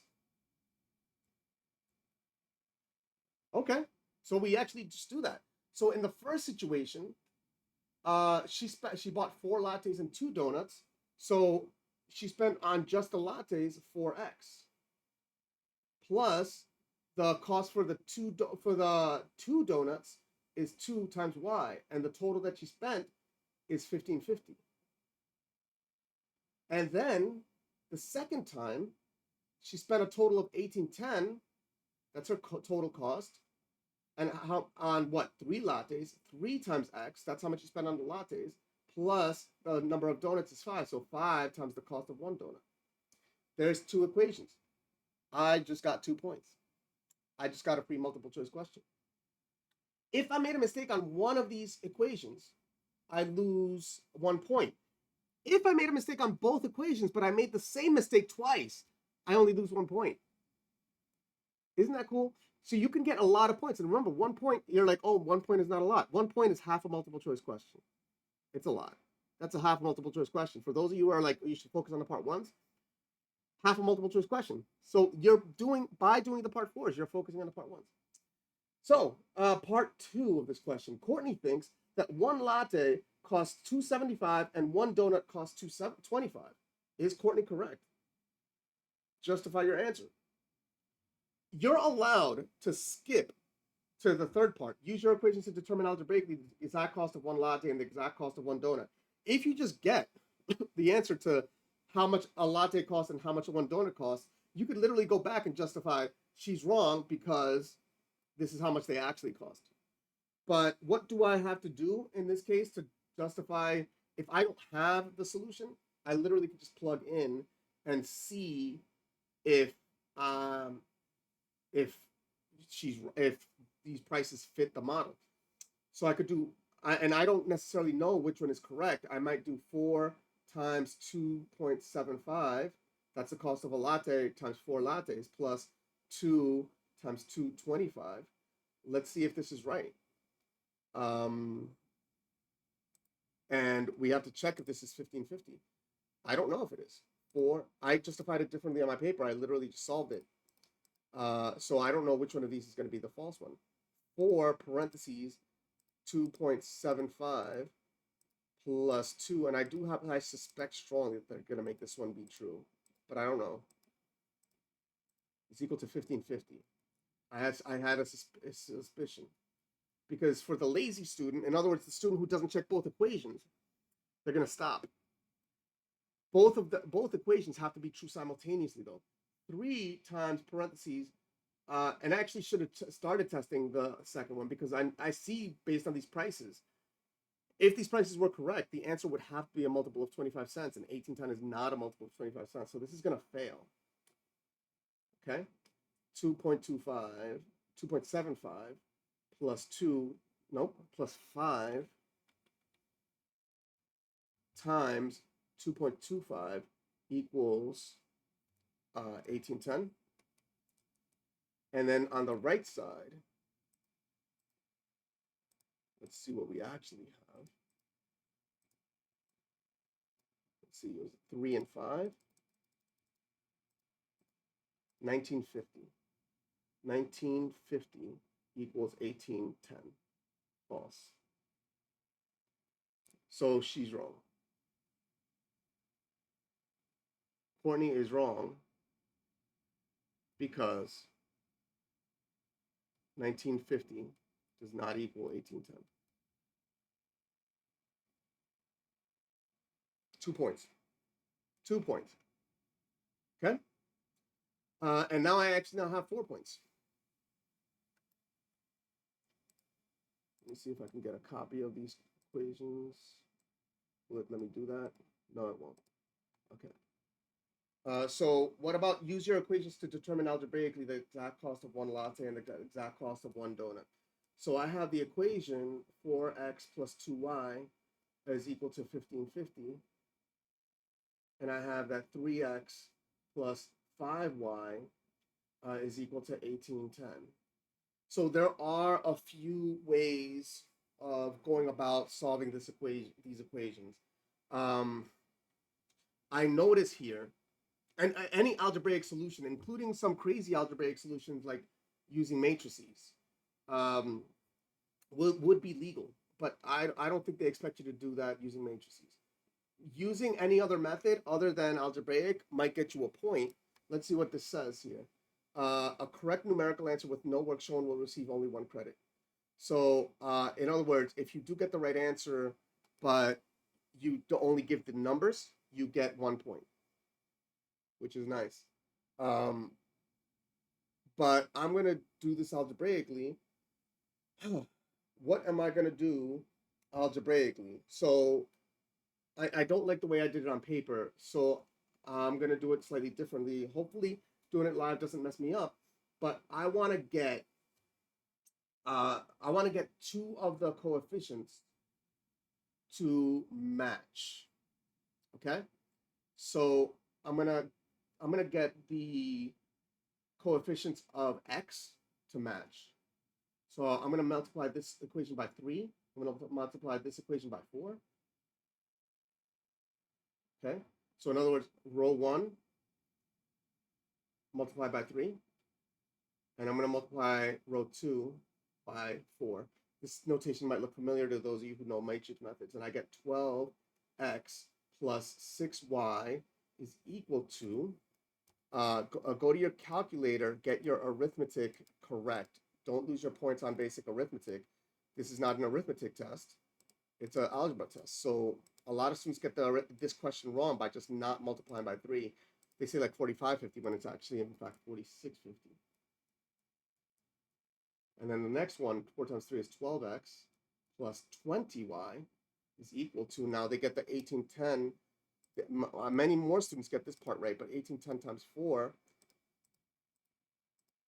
1810 is going to be 72 40. Now that the x coefficients match, I'm going to subtract these two from each other. Okay, let me leave the AC because we're almost done. We're gonna leave the we're gonna subtract the x's. 12x minus 12x is 0x. I'm gonna do keep change. So I'm gonna change this to a plus, change all of these to minuses, and we get the x's cancel, and 6x minus 20x. Don't be scared of a negative coefficient of y. Negative 14y equals, so 4650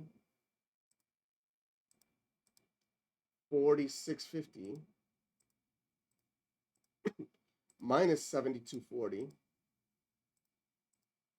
that's equal to negative 25.90, not 0.90, 0.90, negative 25.90. Now I'm going to divide this by negative 14, divide this by negative 14, and I get that y is equal to this number divided by negative 14.